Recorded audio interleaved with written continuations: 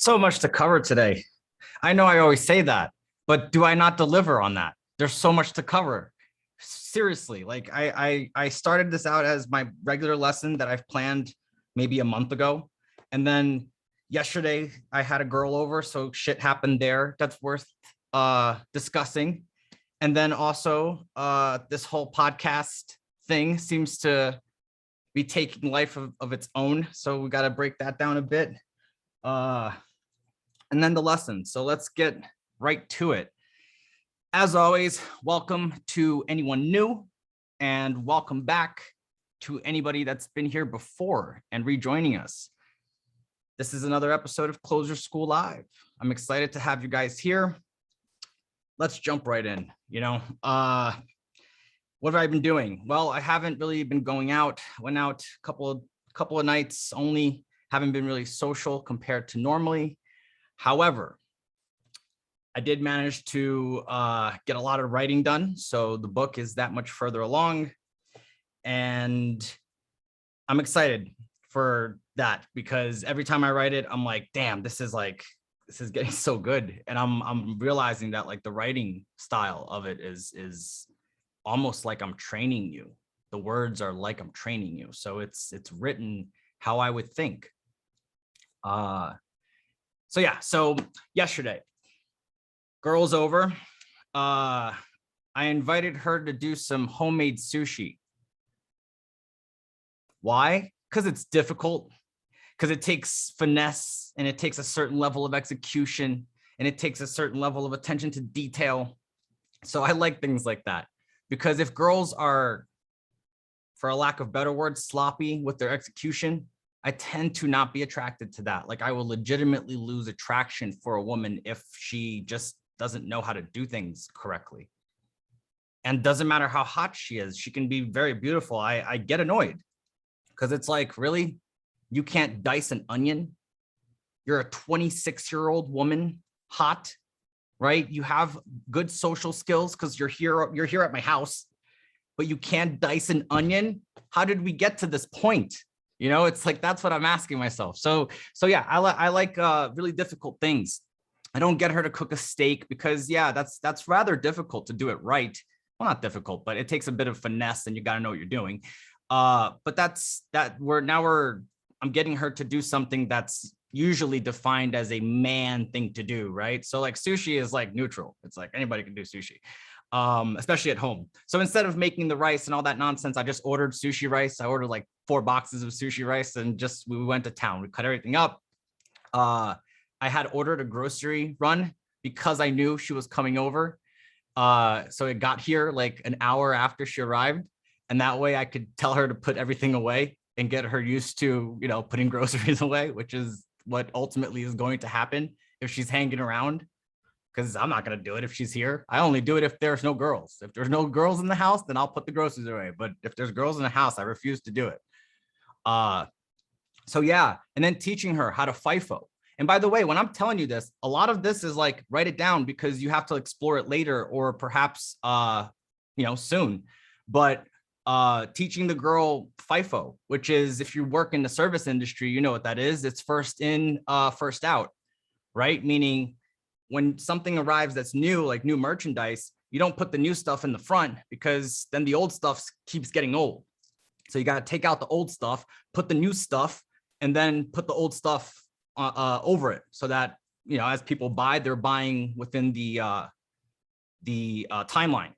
This usually works with food, but they do it in retail. They do it everywhere. It's just a service industry thing.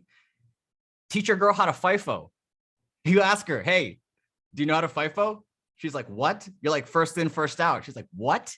And then make it a routine where you get to say, yes, like just literally like what I said to you. And this is where like reality starts to shape routines, right? Because like, this is just something that I know, right? And I've do it with chicks. And now it's become a routine because I've done it over 24 times at least, for sure, while a girl's at my house.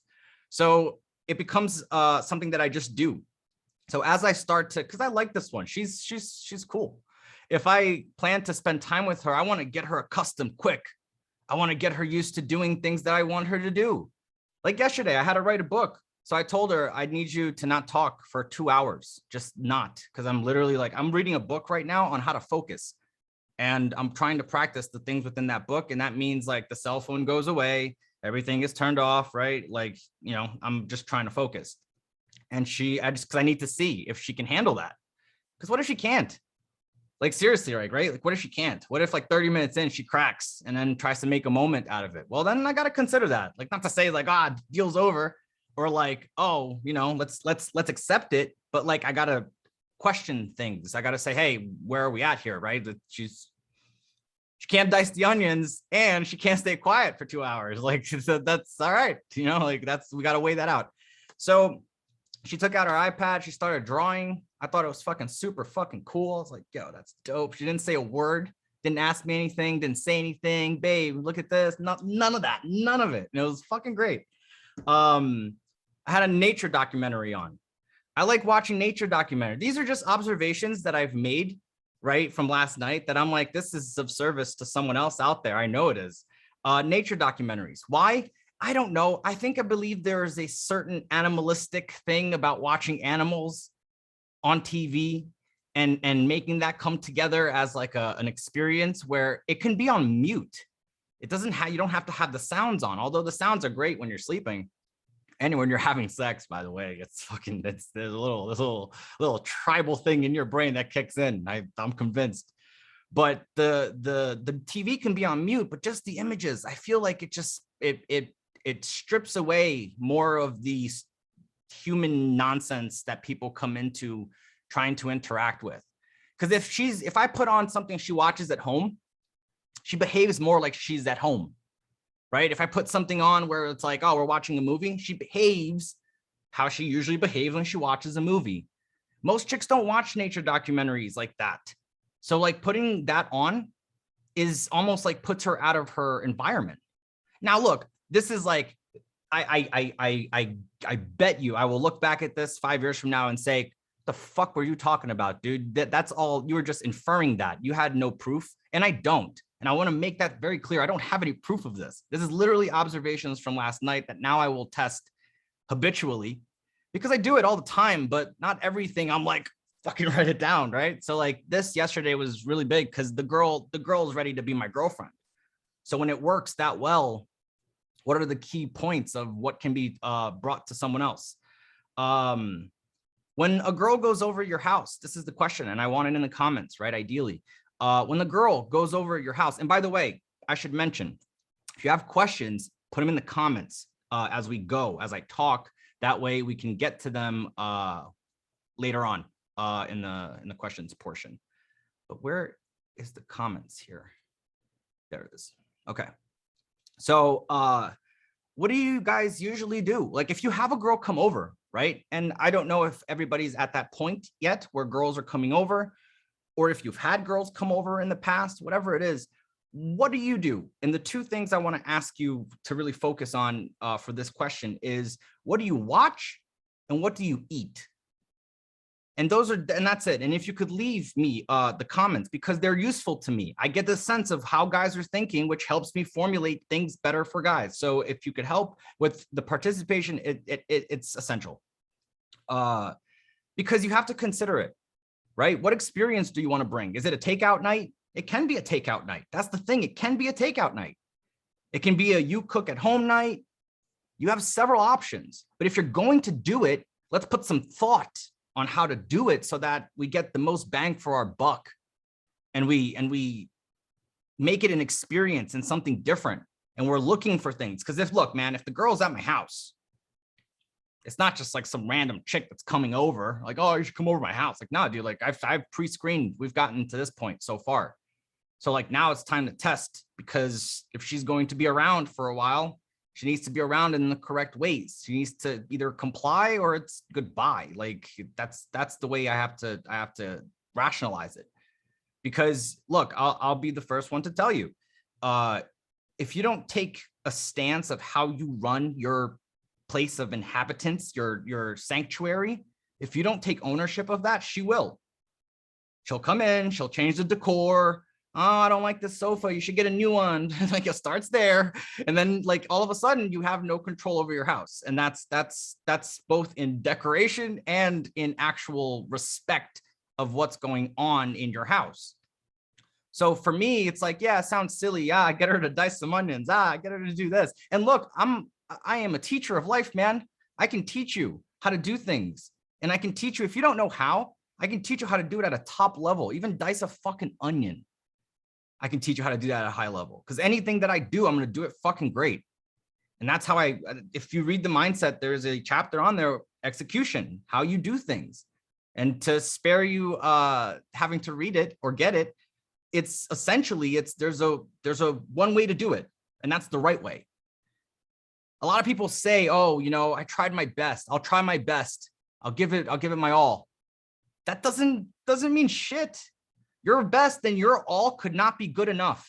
It cannot be good enough. That's the reality of it. So don't do it your best. Don't do it, you know, I'll try my best. I'll give it my all. Do it fucking right. Or at least strive to, right? Because if you don't strive to, then you're setting yourself up for failure already, just like in a set. If you don't go into the set already striving to do it right, trying to focus on, I need to get every element right, you're going to lose the set. That's what happens. So yeah, so those are the questions that I want to ask.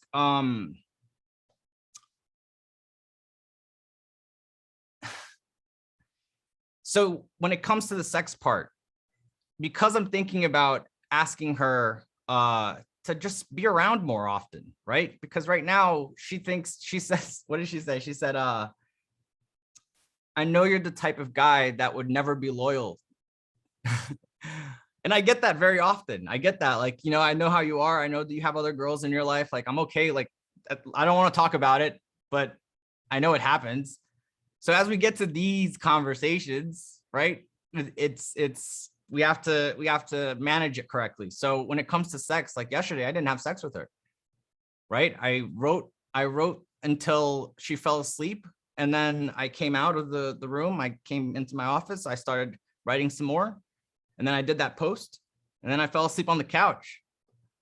And then I went back to bed at like 6 or 7 in the morning or whatever it was. But why? Why did I do that? Because first of all, I've already had sex with her. It's great. Second of all, I knew I was going to have sex with her this morning before she left.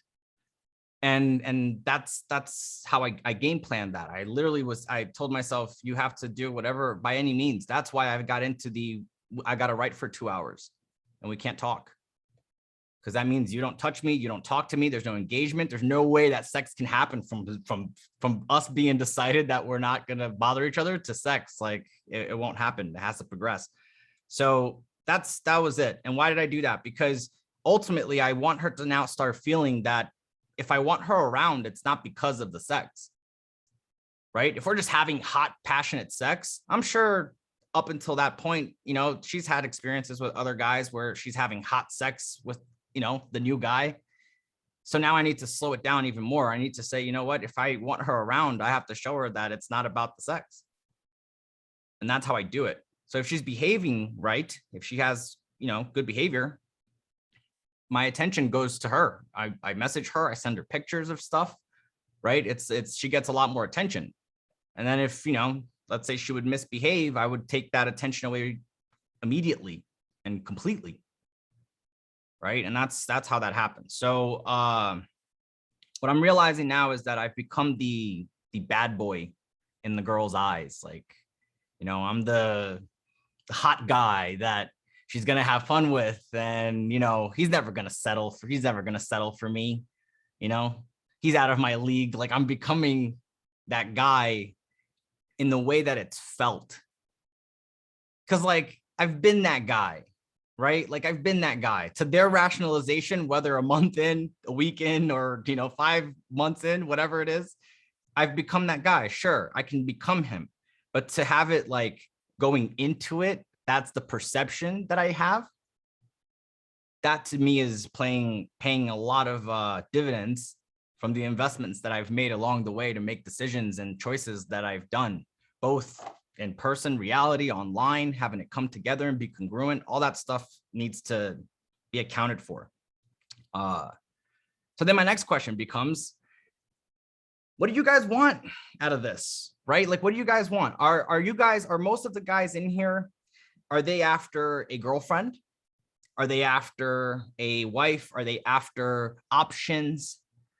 Right? What are you after? Are you after one girl or multiple? So just write it in the comments, one or multiple, because I want to know, because that changes how we talk about things and how we go about it. But it doesn't, I'll still obviously bring it full circle for everybody. But the reason that I ask is either way, whether you're going to have one woman, multiple, right? Here's what's the reality of things. You're going to have some experience with women in your life. So I think now we are far behind, rather far ahead of the days where a man would ultimately get married to one woman, right?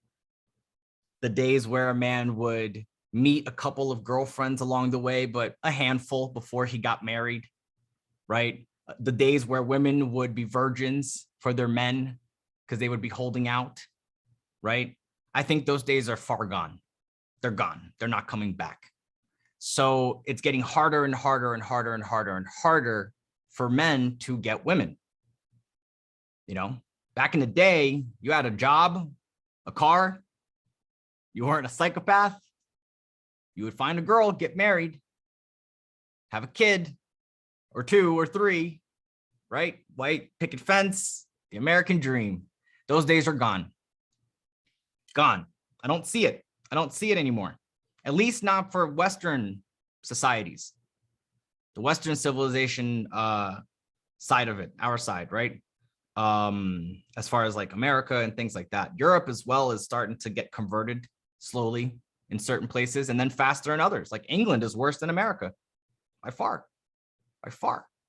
So with all that said, you have to ask yourself, what do I want out of this? Because if you want one girl, that's fine, dude. That's fine. You can want one girl, but I still recommend that you maybe perhaps get, I don't know, on the low end, 20, on the high end, 40 women in your life that you have sexual relationships with. So you know what the fuck to do, so that the first woman in your life doesn't make you a victim to her, doesn't make you a slave to her because you have no idea how to handle women emotionally. I recommend it. It's just worth it. The more women that you're with, whether the right woman or the wrong one, you're going to learn things. That's what it is, right? It's just that you don't want to get attached to the emotional shit that goes on when you do the breakup. That's where most guys fail. They get tied up in the emotional side of the breakup and then they try to avoid them. And what happens when you try to avoid breakups? Well, you're avoiding dating girls. Indirectly, subconsciously, there's something about you there that's telling you, hey, you're not gonna date girls because you don't want the heartbreak. Dude, I go through breakups left and right. Like, this happens. Like, I'll tell you, like, you can't tell a girl to do the things that I tell her to do and have every girl say yes. Some girls are like, no, I'm not. That's not how I am. That's not how I can't do that. I can't share you. I can't be with you and other girls and things like that. Like, that's not for me. That's fine. That's fine. Please, enjoy yourself. Like, enjoy your life. Do your thing. I'm happy. I'll be happy for you. But I'm not gonna go to your wedding. But I'll be happy for you.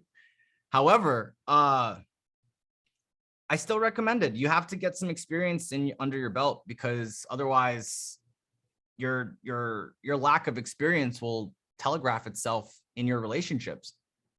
If you have a scarcity mindset, because that's what you have as an experience, right? Because everything that you feel about yourself is because of what the world tells you, right? So if you're not experienced with women and you are trying to settle down, you're going to go through a lot of shit along the way because you have not yet prepared to settle down and do that. So that's my tidbit on that. Let's get into this podcast thing. Man, Mystery and I were literally talking before I started this. I had to tell him, hey, I got to get going because I got to do the closure school. been talking for like the last hour and a half on and off on sending each other audio messages. And he asked for the link because I sent him the video of me talking about him. I was like, hey man, mentioned you on a podcast, here you go. And then he said, awesome words, man. I appreciate it. Send me the full link. I'd like to check it out. So I sent it to him. And then he said, I feel like this kid typed on YouTube how to be an entrepreneur, and that's what he's selling you. and that's exactly what it is. So like the way that this happened was, so I hate doing podcasts. Why? For this exact fucking reason. For this exact reason. It's a bunch of fucking nobodies, a bunch of people that are trying, because here's the thing. If you're a big guy, like let's say Joe Rogan, you don't want me on your podcast. You don't want me talking like this. That's not part of the narrative. They don't want people like us that think like us. They don't want us. Why? Because in a world where government picks up the bill for dads who are fucking off in the world, fucking chicks and leaving kids behind, it's not an incentive for men to think like this. That's why. So if you want the bigger picture of why they don't want you going around having sex with multiple girls and they're selling you on this wife thing, even though it's your biological duty, perhaps, to satisfy your sexual urges as a man to be with multiple women, that's a different conversation for a different day. However, in my mind, it's your liability to think like us, to go around having sex with women and doing all this. We're a liability. That's at least how I see it. With that said, to me, this podcast, 3 minutes in, I had realized that fuck, my stop for the next podcast is going to be stop doing stuff without vetting people. Now, here's the thing. Vetting, right? Checking into them to see if they're legit. I didn't have time to do that. This kid is part of, so I'm doing a training system. Long story short, I got pretty much put on the guy that has the training systems code, his training system, so I can check it out and interact with it and see how it works to see if I like it. Part of that comes with a weekly almost session like this, right? I showed up to the last one because I was invited to, because I was told we were going to talk about some algorithm stuff for YouTube and things like that. So as I start to do more YouTube, right, a couple of videos out, I'm trying to learn as much as I can, because I don't give a fuck, to be straight up. I haven't cared at all. Clearly. Like, so with that said, I'm there. This kid literally, like, as soon as I'm done, I'm talking, I'm spilling my shit out on the live. As soon as the live is done, he reaches out. He pretty much begs me to fucking do it. So I said, you know what, fuck it. Like, I'm always down to talk game. He said he's into game. He's into social dynamics. He didn't seem like he's a fucking crazy red pill, fucking men going their own way type of guy, incel. So I said, okay, I didn't even think of it. I said, look, if he's in this group, all this shit, like, it's good enough. Like, fuck it. I knew he was a kid. I could tell, right? He talks on the live. I know how he is. I can tell he's a kid, but I said, fuck it. I can give a kid some value. I can give everybody listening some value. Honestly, my selfish side said I can, at the very least, clip a couple videos off and put them on Instagram, right? Like, let's look at all angles. Fine, let's get it done. 3 minutes in, I'm like, this is why I don't fucking do them. Because the night before, I asked him, hey man, do you have a treatment for me? A treatment is the guideline of your podcast, right? The segments, how things roll, the introductions, pretty much this here that I have right in front of me. So it keeps me on track, and that we have some structure to CloseHerSchool Live, right? So that it's not just rambles. So I asked him for a treatment, and he's like, nah, I don't, like, didn't even know what that was. He just didn't even know. So I'm like, all right, whatever. So like, I'm like, all right, man, usually like, I kind of know what I'm getting into before I go into this, but whatever, we're going to wing it. We're going to talk about it. That's fine. I've been there before too. Okay.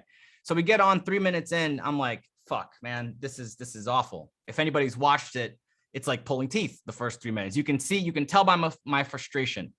Because there's a side of me that's like, is this kid trolling me?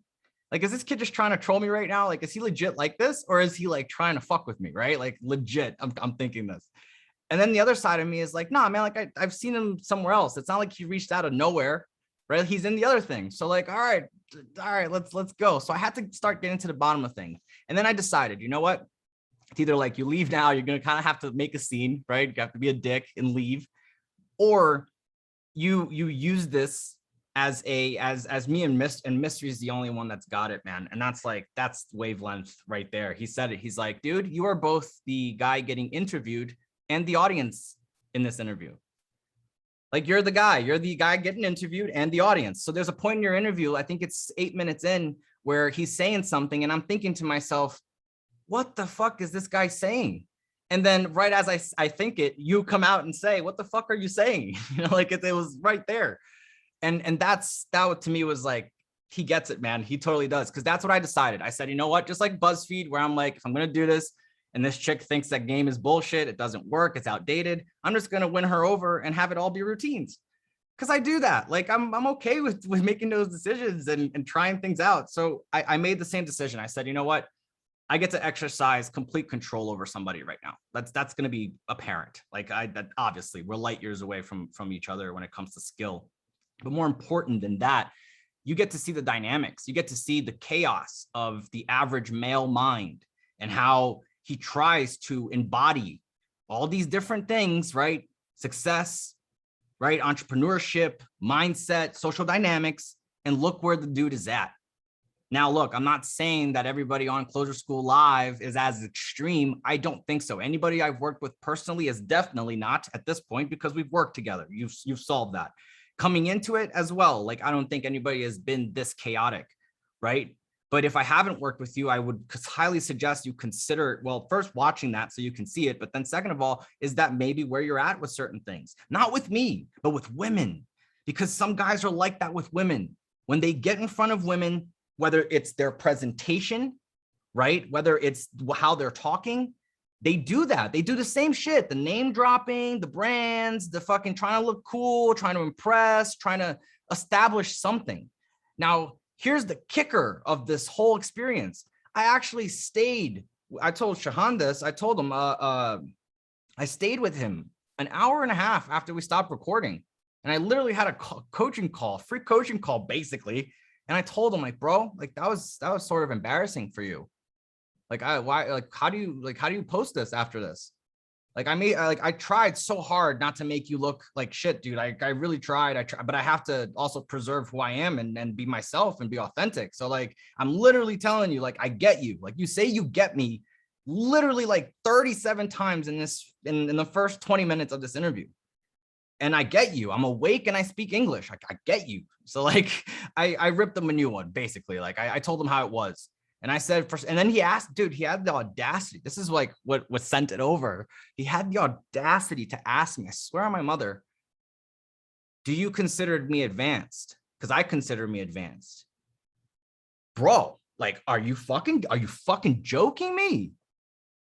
Like, now look, dude, like, I'm glad the guys that some of you are on here have DM'd me your opinions of the kid. Because honestly, I can control, because I sent him some screenshots. I was like, this is the feedback, just like I told you, right? And I sent it to him, and guess what he said? He tried his best, and that he'd love to have me again as a guest. Like, it's so over his head, like he's so deep in it that it's like, you know? And that's like, to me, that's what I honestly, yo, like straight up, I'm convinced the messaging that I have is so dialed in that the reason that you guys are here is because you're not like that. Because there's other guys I talk to on DMs. This guy's the same fucking guy. He said, Colgate, I definitely want to learn from you. He said it in the podcast. He said it after. He said it yet today. And yet I told him about CloseHerSchool. I told him about the CR, let's call it for now, right? And I'd love to do it. I love to do it. I'm the entrepreneur. I'm the take action guy. I'm this, I'm that, I'm blah, blah, blah. But nothing, where is he? I can talk shit right now because he's not here. And even if he was, we would have to break that down with him. And you guys would be like, yep, because he would have to see that. I was about to send him, hey man, what this shows is exactly what I told you. Your perception of yourself is entirely different to that of your own, to that of what people see you. Let this be a lesson to you as much as it is for me. What's the lesson for me? Start vetting motherfuckers. Don't do more podcasts. It's not worth it. Rather just turn my fucking camera on and talk and do that, because that's what I did right? I ran that fucking podcast. Started asking him questions. Like, come on. And that to me is for you guys. Now, there is subtle things in that podcast where you can see where it's full control. And I do that with women, yo. So like, that's the same. It's not that I'm behaving a certain way. Like this is who I am. It's reflexes at this point. I don't think to myself, oh, what's the routine? Oh, what am I going to say next? There's none of that. It just happens, especially in moments like that, where like, how do you prepare for that? You know?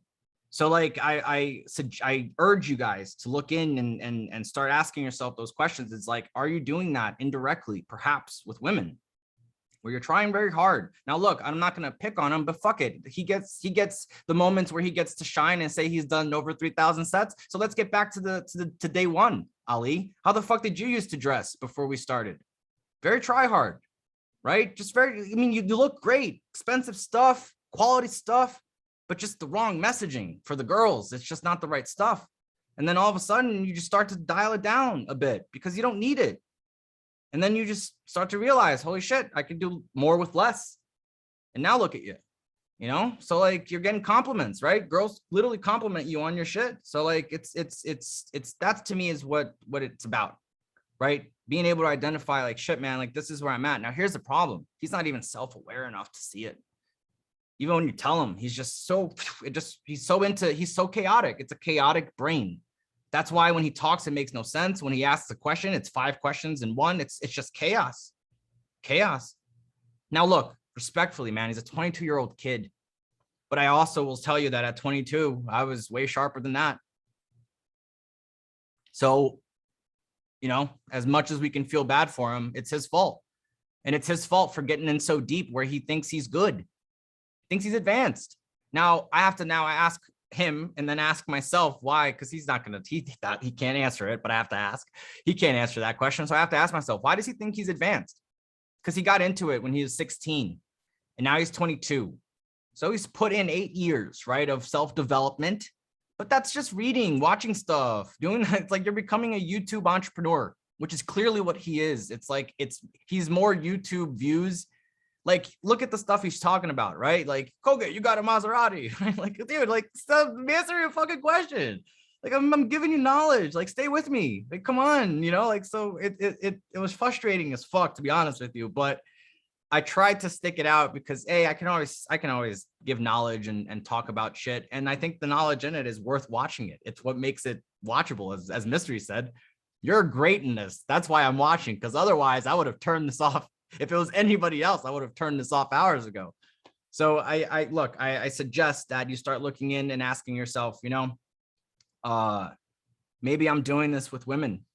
Maybe my brain gets a bit chaotic, because I think your tranquility, your zen, right? The art of cool, whatever you call it, your balance of your yin and your yang, your ghost and your flame is so important, especially in moments like that, where like you have to now exercise skill so that there can be, and one of the comments that someone sent on the DMs that said, dude, this is like total like blue pill, I have no idea what's going on, versus master fucking wizard, like, you know, like, and it is like, it's just so beyond.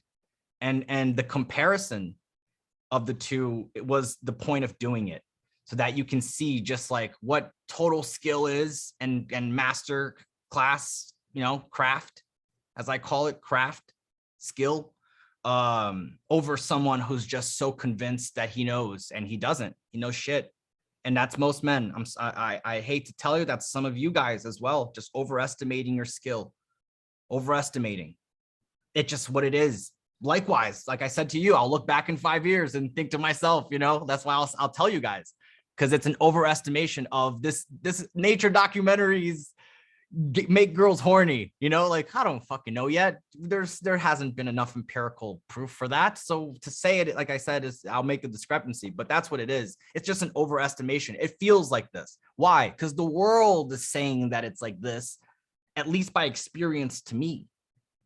It's the same thing as when you walk up to the club and you're like, nah, we're not going to get in, because life has shown you that you don't get into the club sometimes. And if you like, if you're, I don't know, if you're DiCaprio, Do you think you ever worry about going into the club? Do you think, like, seriously, like that's a neuron that strikes a chord somewhere in your brain where it's like, maybe I won't get in? You've gotten in every door. Like there's doors, physical doors. You've gotten into those doors every time for the last how many years? Now, today, did the moon and the stars and the planets all align on the same axis where this happens, where I don't get in? Because that would be the only way. And the point that I say that is for this: when you go into the set, you have to have the same certainty that it'll work. You got to have that same certainty. It's going to work every time. Why? Because whether it has happened before or not, you got to convince yourself. You got to feel that it happens that way. I guarantee you, if you do, most of the times when your set goes well, it's because deep down, that's what you've convinced yourself. You've convinced yourself, I'm the shit, and let me go fucking in that set. Let me go exercise my craft. Let me go do my thing. And then you've just managed to not fall into all the pitfalls, whether it is with an ugly girl or whether it was with a hot girl. You just managed to not fall into the pitfalls in the problem areas where the set goes bad. And then you react on top of that, and then the set goes worse, and now you've lost the set.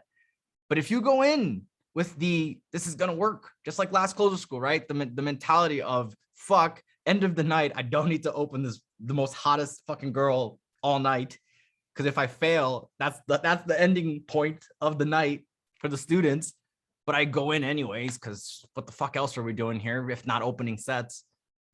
It's the same mentality. It's what gets me to say, hey, driver, can you pull over next to that girl? And then once I say that, I'm in. It's over. Like I can't just not do it, right? So it's that initial action. What does it take? It takes you convincing yourself that you've done it before. And God, if you've done it before one time, that's enough. Just like a couple of previous schools behind, I said, you got to get that first 9.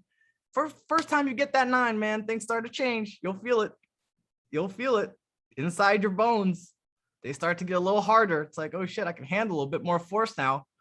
And that's what it is. So that's my first lesson for this whole thing was how to get there, right?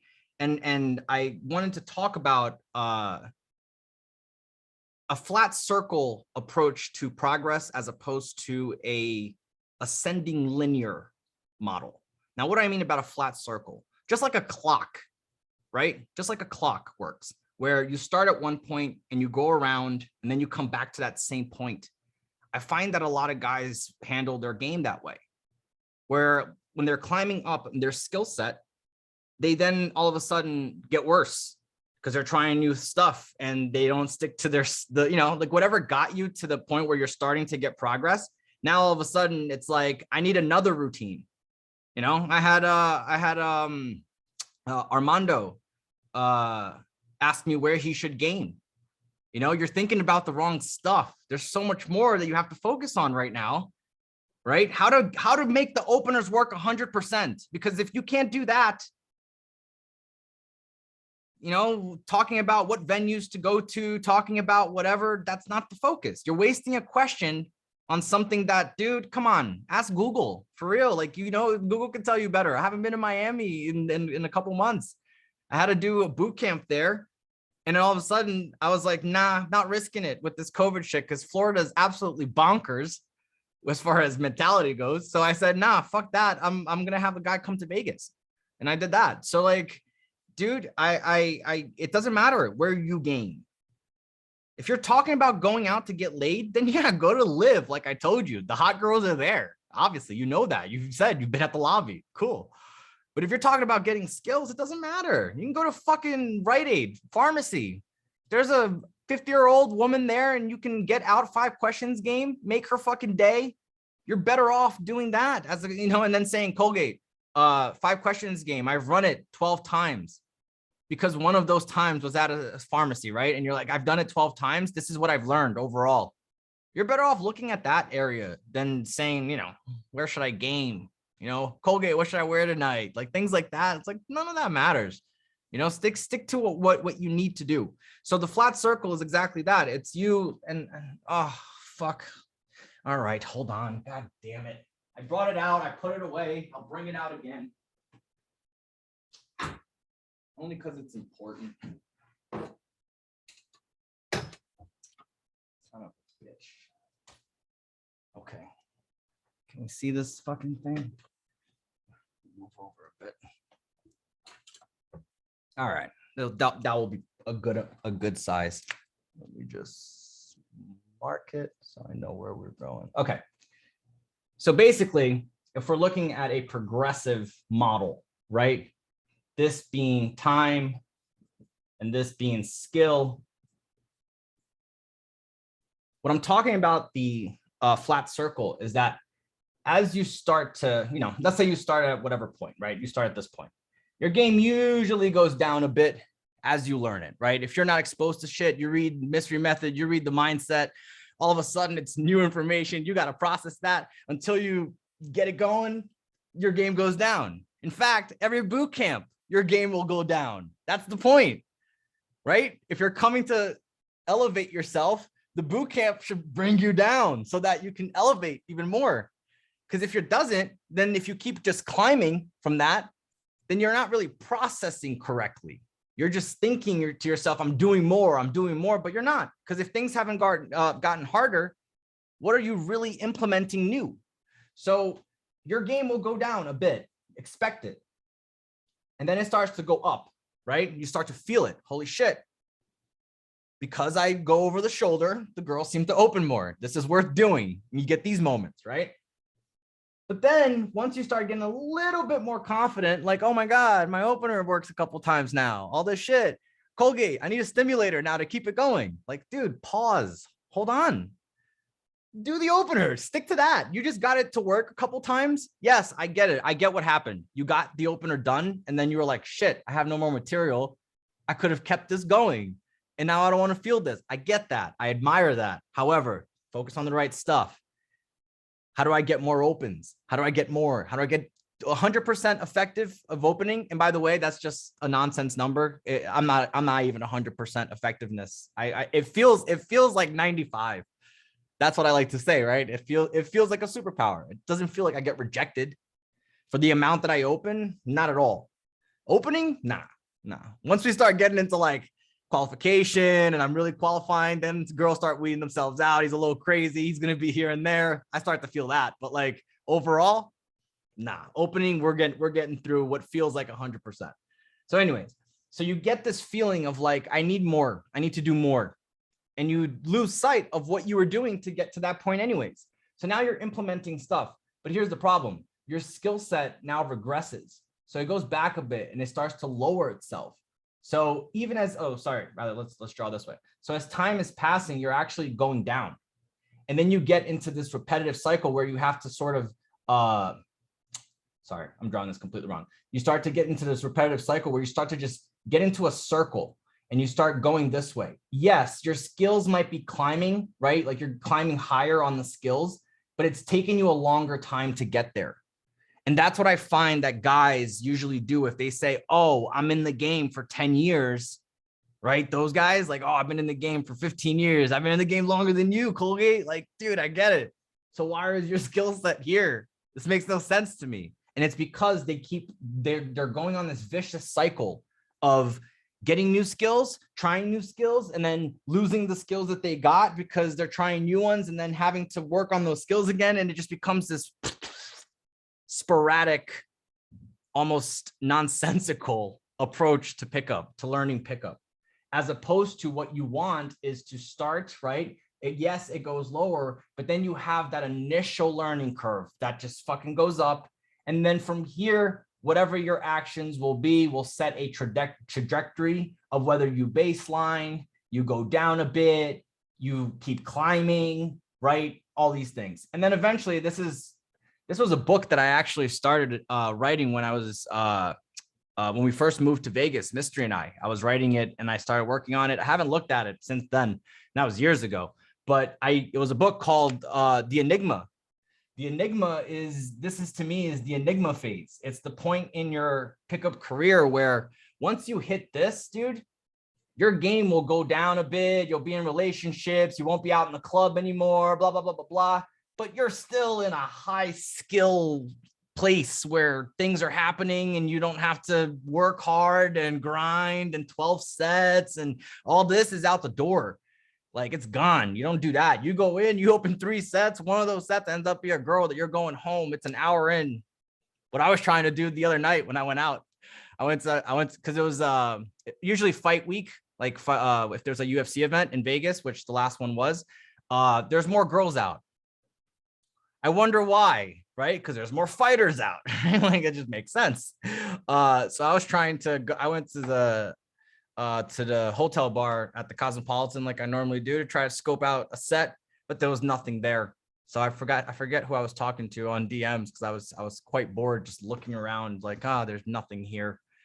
Because I'm not trying to open sets for practice. I'm trying to find a set and then work my magic, try to give it the college try, as I said.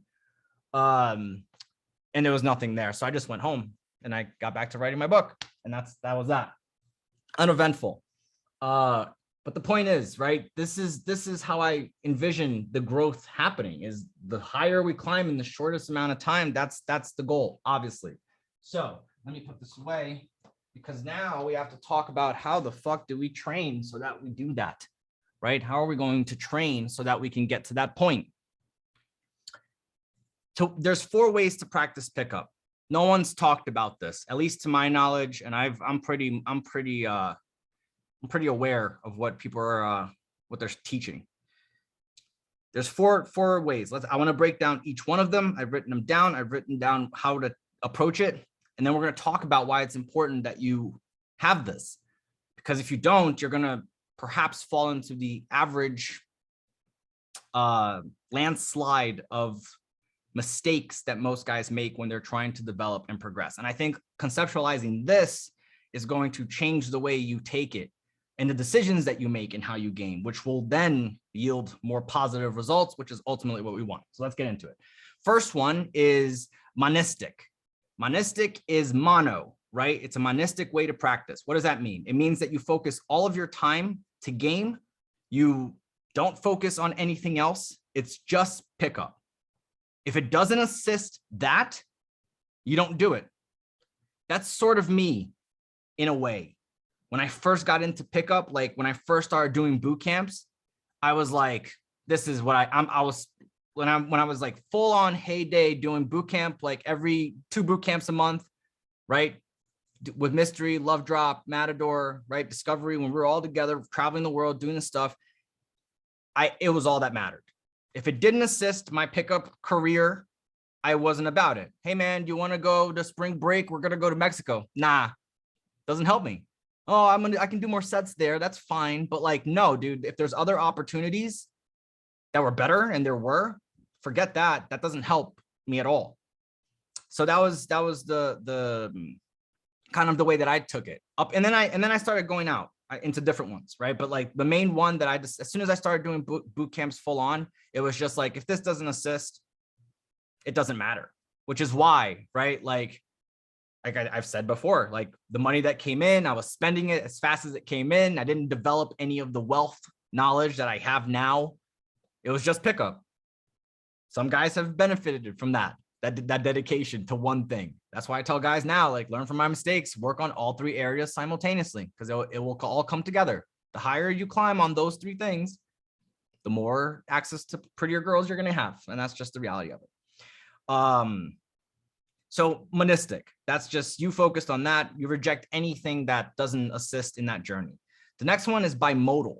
Bimodal, two ways. That's split in time into 2 bulks. So you can say like, oh, summertime, girls are out. Like if you're in Toronto, this is how I imagine you game. You know, this is probably what I would do. I would say, you know what, summertime, the girls are out. I'll just dedicate my time to that. And then wintertime, when it's fucking a dread to go out, I'll focus on my other projects. I'll focus on work. I'll focus on the health, because, dude, I've been there. I've done boot camps in Toronto, blizzard, wintertime, -14, 27. And I'm still taking my cold showers and going out and doing my thing. And it's dreadful. There's no Ubers because it's slush on the streets. So you got to walk it. Everybody's walking it. It's terrible. It's terrible. It's awful. I don't recommend it. It's not high value. But yeah, I've done it. So I would probably do that if I was in Toronto. The next one is Rhythmic. This is the more standard way of doing it, right? This is dividing your day between game, work. So you can say, the mornings, right? When I have to be at work 9 to 5, I'll do work. And then when I go out at night at a social gathering, I will then game, right? That's called Rhythmic. Getting into a rhythm comes from this. So this is all like psychological, really. It's not pickup knowledge. It's psychology knowledge on how to train better that I've applied to pickup. Journalistic is the last one. That's sporadic, fits in whenever you can. You fit it in whenever you can. There's no pattern to recognize because it's just whenever. You know, it could be like, oh, my friends canceled on me tonight, so I'm going to go out and open some sets. The girl stood me up on the date, so fuck it. Fuck that bitch. I'm going to go out and open some sets. It could be any of those, but it's sporadic. There's no patterns. Now, here's why it's important that we know this. You can decide to be all 4 of them. You can decide to be one of them. You can decide to be one of them for, a certain amount of time when certain things are needed, and then switch over to another way of doing it. And you have to know the options that you have and have the flexibility to be able to jump around depending on what's necessary. Now, as long as you keep your skill going, as long as you open sets, right, you got to keep doing the work. It doesn't matter which one of these that you're doing. I don't recommend one over the other. It's pretty much based off what you need. And that's why I'm teaching it today. Usually this stuff is like, I got a couple of guys on here, Khalid, Ali. I don't know if Arvin's on here, but those guys are coming to my Legends program in November. So this is like a bit of the stuff that we get into in the Legends, where it's like really dialing in how the fuck we're going about things, dialing in all the nuances with the girls, like the stories, like everything that, again, quote unquote, make you a legend. And if I'm selling that as a thing, I'm going to back it up, right? So this is where this would start to play a role, is really itemizing how the fuck do we get to a Legends, or realistically a master level, the quickest way possible. So knowing this, you can decide. Now, look, if you're a guy that's got your finances in order, you've done the health stuff, you're fit, you got the muscles, you're looking good, you're eating right, sleeping well, by all means, man, the monistic should be for you. Dedicate all your time into pickup. You got money. I've had students like that, right? Where they have a website that's generating cash while they're living their life, jet skiing, fucking parasailing, like they're doing their thing, and cash is generating. And then they ask me, how much should I be going out? And I'm like, 6 days a week. What do you mean? What else are you doing? And then there's guys that, they're scraping by to get through, but they've managed to, with a payment plan, perhaps get on a boot camp, and they're trying to make it happen. And I'm like, dude, you can't go out 6 times a week. I don't recommend it. Or the young guys, right? Don't go out 5 times a week. Like, you still got other areas to work on. Now, look, if you, like I said, you built a website, you got, I don't know, what are the kids into that? You got some drop shipping. You got some drop shipping going on. By all means, do your thing. But like overall, you should find a balance of what you need based off what is it that you signed up for. Like I said, like Ali over there wants to be able to land in the city and pick up a girl. Like, that's, hey man, it's a big ask. So with that, there's going to have to be work. And I've told them, you've just arrived at the mountain. You've just walked there, Everest. You got to get to the mountain first. You go some of it by car. And then at a certain point, no, you can't drive anymore. You got to get to the, what do they call it? Something site. I forget what they're called, but they're called something sites. You got to get to the site, the launch site or whatever might be. Let's go with that for lack of a better word. You know who would know that? Dustin might know that. Base camp. Look at that. I'm a savage. It's like I know the future. And that's what I'm talking about. You just gotta, your brain has to go there. It's like, who would know that? Dustin. And then boom, So yeah. Once you get to base camp, there's still the climb. And that's when the real work gets done. Now it's getting work done with success. Because before, you're doing work with failure, right? You're getting to the point where success is happening, but then you start to get some successes. Now there's work to be done with success, which is the whole nother fucking game. So yeah, that's what I want you guys to keep in mind as far as the 4 ways to practice. Put them in your life depending on what you need, but force yourself outside of your comfort zone to do as much as you can in the shortest amount of time. Again, we got to consider everything, unfortunately, and go back to our principles. And part of immersion, right, as we know, is volume and velocity, how fast you do it. So if you keep everything in mind and keep yourself on the right stuff, which is the principles, it should all translate over to a better craft of game. And that's my lesson for today. Before I do the questions, because I think it will just be better if I do it this way. Recordings for this 24 hours. I'll say that because although I say that, within 24 hours, I always get messages literally as I wake up. Has the video come out yet? Hey, I haven't gotten the video. Did you email it? So I'll, again, take the time just to tell everybody within 24 hours, it will definitely be in your email. And if it isn't, then please message me, everything that you have to say about it. Cause I will definitely be like, shit, fuck. Totally. But I literally do them right after. And then I just say, I scheduled them so that they can release at the right time. So that'll be out within 24 hours. Art of Cool. If anybody wants to join August 27th to 29th, want to be the coolest guy in the room, man. Coolest guy in the room, the guy that the girls want to be with, the guy that the guys want to fucking hang with, and visually just cool from without really saying. Ali, the type of stuff that got that girl at Tramp to open me as I walked by and trying to make my way, that kind of shit, right? That kind of craft. So that stuff. Yeah, August 27th to 29th. Next thing, weekly missions. I'm going to mention them because a lot of you guys don't do them. Some guys do, but a lot of you guys don't. And then I get asked, what should I be working on today? What should I do today, Colgate? I need some more stuff to focus on. Like, do the weekly missions. I'm serious. Like they're not, I know you glaze over them. It's like, whatever. There's so much to do already.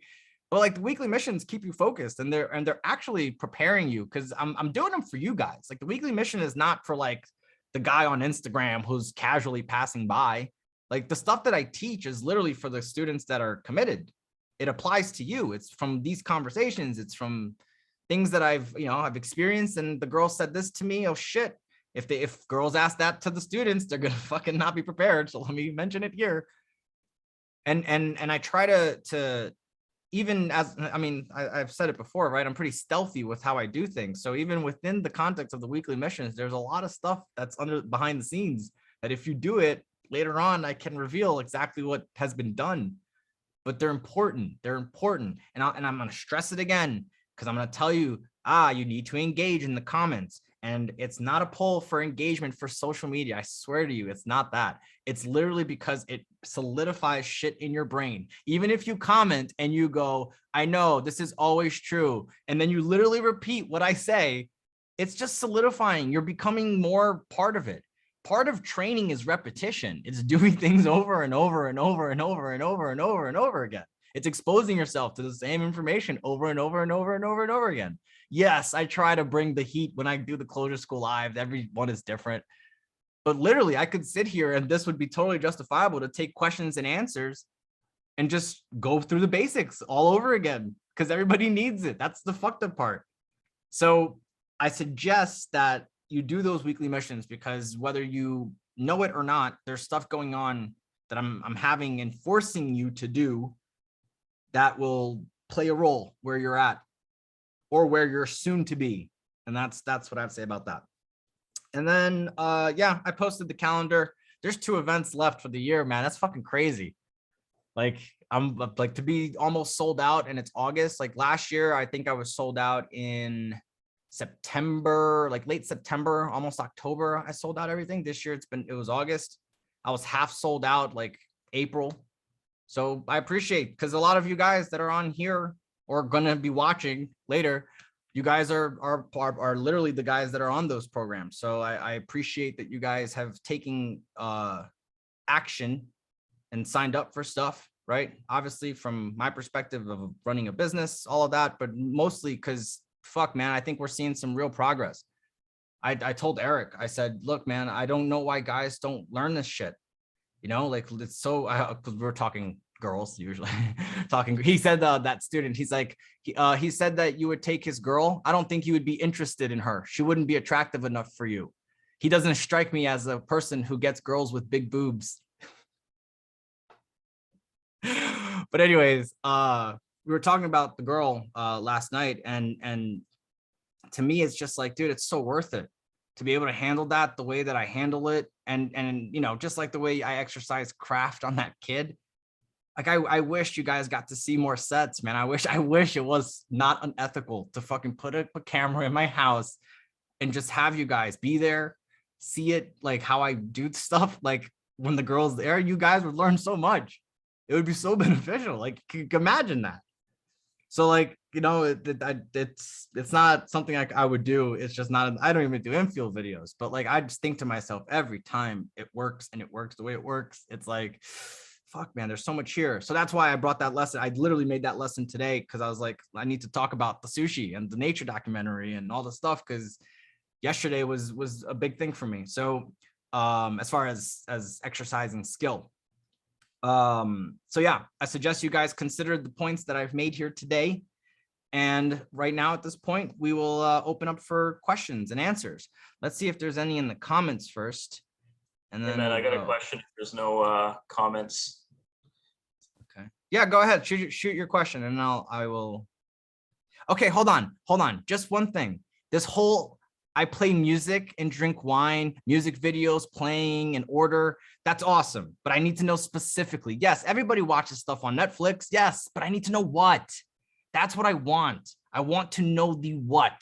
Because if you don't know the what, then that's it. That's what we're trying to solve. Because when the girl's at your house, you don't want to go on Netflix and start looking for shit. You want to go on Netflix to find what you already know you're going to put on.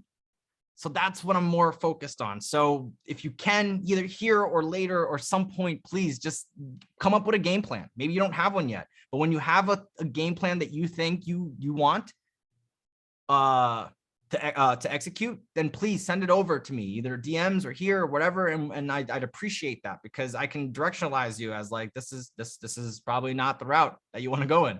Don't go down this route, man. Don't go down this route. I make a comment now. Okay, fair enough. Okay, no question, just an observation. I saw the podcast you had with Noel. I loved how you took over the interview and input a lot of gems. I really appreciated that. If you do desire, have Robert Greene on one of your classes. His books have resonated. Okay, cool. Yeah. Awesome. Podcast gave me an always say less than necessary vibe. Yes. So like, that's media training, to be honest with you. Now, I'm not media trained by anyone at all, but I do know media training. I've studied it. I've analyzed it to know that in interviews, either you're in control or the interviewer is in control. So I have to be in control of my own, like, it's me, it's how I look, right? So like, if I'm just in the moment, which a lot of celebrities, to my surprise, do. They get caught up in these moments where they're just being corny and cheesy and stupid and just nonsensical and just all this low value shit because the interviewer gets it out of them. And they're they're not media trained, it's called, right? They're not media trained. They get caught up in the hype, which is what happens with a lot of guys in set, caught up in the hype. A girl's making you go down to her level as a feminine woman, and you're talking to her like you're her girlfriend. You know, that's another lesson for another day. But like, seriously, that's what's going on, right? If you retain your man essence, your masculinity, when you talk to women, they'll feel attraction for you. If you start to go down this route of like, you're behaving like her girlfriend, how is she going to be attracted to you? That's why I don't like oh, I love your shoes, I love your pocketbook. Like, you're literally saying, as your opener, I'm like your girlfriend. When you see your girlfriends, literally the first thing out of their mouth is, babe, oh my God, those shoes. You know, why are you doing this? It doesn't make any sense. It doesn't make any sense. But okay, that's all I got to say. So let's open it up for questions. Go ahead, Jesse. I think you had the first one. Yeah. Hey, man. Yeah, interesting talk tonight. I got a lot of value out of it as usual. So Friday, I went out. I did my so I was a little bit motivated because I got slightly rejected by a girl in a way where it was weird because I had the IOIs, but for some reason she didn't want to hang out. So I was like, that motivated me. I was like, you know what, like I'm gonna go out and actually Pause. Yeah. My memory just kicked in. It said Jesse's been going to the strip club. Is this a strip club thing? No. Okay. No. Okay. This is a regular. Look, man, this is how you know I'm invested in my students, is when my mind just says, wait a second, hold on. This is Jesse. Jesse was talking about strip clubs last time. These IOIs, Right. Is that it? Because we could solve that question way easier. But good to know. Okay, carry on. I know this was a regular girl. But I was like, you know what, forget the strip clubs. Friday, I was like, I'm gonna do a proper night out. So I went out early. I got 17 sets in, and the first couple sets were low hanging fruit where they weren't that hot. But then, as the night went on, like I actually talked to some pretty hot girls. So good. My question is, did they ask about James? They did. And they said to say hi to his mom as well. I don't know. Not bad. Hey, you got to say something, right? You can't just go, no. You got to say something. It might not be the best, but I like it. You went somewhere. That's fine. We'll take it. It's got no legs, but we'll take it. So long story short, where was I going with that? So yeah, there were some interactions where they were hot, and like you said, you got rejected in ways that you never got rejected before, and then I jumped in. That's where you left off. Yeah, so there were a couple of interactions with girls where it was going well, but like for example, they had a reservation and they get called away, and like the set would abruptly end. So I'm wondering, like, how early can you go for a number so to avoid something like that if it happens, and if there's attraction there? What's your take on that? And the second thing is like when you are doing street sets, because they were all on the street, where would you take that? Like, would you have a venue in mind to take them, or would you just walk with them on the street, be like, we're walking this way, come with us this way? Like, how would you navigate that? When guys ask me how would I navigate that, well, I would never most likely meet a set that's worthy of inviting from the street out with me for the night. If that was the case where it did happen, I would definitely suggest tagging along, but more realistically, I would probably say, I'm going to be at this venue, you should tag along there after you're done with what you're doing, which is normally what I would say. I would say, so after you're done being bored, you should come have some fun at the other venue, like where I'm at, right? You should come have some fun where I'm at. I'll meet you there. We can pretend we just met. It's going to trip everybody out. Okay. That's it. That's where I would do that. But I normally wouldn't just be on the verge of inviting girls out. Like, look, man, if you're a high value guy, you don't have time to insta-date in the daytime. You're doing shit. And if a girl can take you out of your mission, and I get the romantic part of it where it's like, oh, you meet spontaneously and all of a sudden he's canceling his plans. Like, nah, don't do any of that. That's not attractive. That's not what she wants. So like the insta date idea, I don't like it. The reason that guys have made it a part of pickup is because guys are going after low value girls, low hanging fruit, girls that are willing to literally go off with a guy that she just met in the street within 8, 10 minutes, 15 minutes to go have a coffee with them to see if this is going to be the guy that's going to change things. Cause there hasn't been one yet that's worthy or good enough or just value or any of that. I should specify this was at nighttime. No, I know. I'm just saying, like, Okay. that's the same. It's the same guy, right? The same concept as that of that situation. But yeah, no, I get exactly what you're saying. What I would do, man, like the time for the number is when you've done the work. You can't deviate from that. Now, if you know that you don't have enough time, like she's at the bus stop, yeah, despite she's being at the bus stop, she doesn't have a car. Clearly, she's still a fucking 9.5. She's clearly a university student. She's still 21. Hey, this can happen, like whatever. If that's your rationalization and you want to open the set and that bus might be coming, you gotta do your game knowing that it's going to be short. So Don't get into big. It's not like the big drawn out, like opener wouldn't be like the traditional Brad Pitt and Angelina wouldn't be as long. It'd be, I call it choppy. You chop, you take your routine and you literally bring an axe to it. You chop it. So it's like, hey, settle this. Brad Pitt or Angelina? One night, who do you pick? Here's what I'm saying. Brad Pitt, cigars, whiskey, Clooney talk. Get to find out what Clooney's doing. Angelina Jolie, hospital. And I kind of do it as a list so that it just moves it along and then I can get through it. Still conveys the general message, but in the most efficient way. Yes, I'm compromising a bit of personality, a bit of delivery, no doubt, because it's faster by nature and it's choppier. I can't prolong the words if there's not long words to prolong, right? I can't do that. But I do get the general objective done, which is to convey a difference and value. And then I can move on to the stimulator. Again, chop, chop, chop.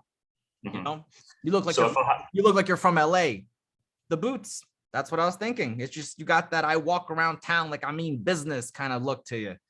And she laughs. And now I'm on to the captivator. You'd never get this. There's two girls fighting outside. And then I chop everything up. Because then I try to get in as much as I can. And then if the bus shows up, how do you suggest we keep this alive? Holy shit, the bus is here. It was coming and I knew it. I felt it. How do you suggest we keep this alive? And then she'll say, based off the work, whether it's, my number or Instagram. And you guys all know what that means now at this point, right? So it's that's what I would do. I would focus on the work. If you get caught like you did, where it's like, shit, I didn't know the bus was coming, man. Like it just showed up, right? Like I didn't know they were going to take the girls away, the reservations. They just did. What do I do? I wouldn't compromise it. I wouldn't risk. How do you suggest we keep this alive if the work hasn't been done? Because you don't know. You might meet those girls in the club later that you didn't even know you were there. And it's the girls again. Or what if they sit you right next to them? Now granted, you're not going in the restaurant or the place, you're outside, right? You were doing the streets, right? But I'm saying, what if you were waiting at the lobby of the restaurant, right? And then the girls get pulled away. You might get seated right next to them, or at least within a conversational distance. And if they're getting pulled away for reservations out and you're outside, let them go. I've enjoyed our temporary moment. We've shared a human experience. It was delightful. And you know what? Sometimes they'll close you because it's enough for them. It may not feel like you've done the work. I didn't even get to qualifying, but for her, it's enough. So she'll just say like, "Oh, are you on Instagram or are you on somewhere?" Because girls don't normally ask for the number. It's more ladylike. So yeah, one of the girls, when the reservation happened, I was like, "Oh, you guys have a good time," and she was like, "What's your name?" So she gave me that like, "What's your name?" IOI just as. What did you say? I said Jesse. I said Jesse. Yeah, come on. Had I been born a girl, my name would have been Ashley. So I'm gonna go with that tonight. Do you know what your guy name would have been? Oh, you should ask your parents. Are you kidding me? You don't know your guy name. Wow, ask them. Right now, let's give you one. You're a George. Yeah, George. Pleasure meeting you, George. Ashley. All right, have a good one. Enjoy yourself.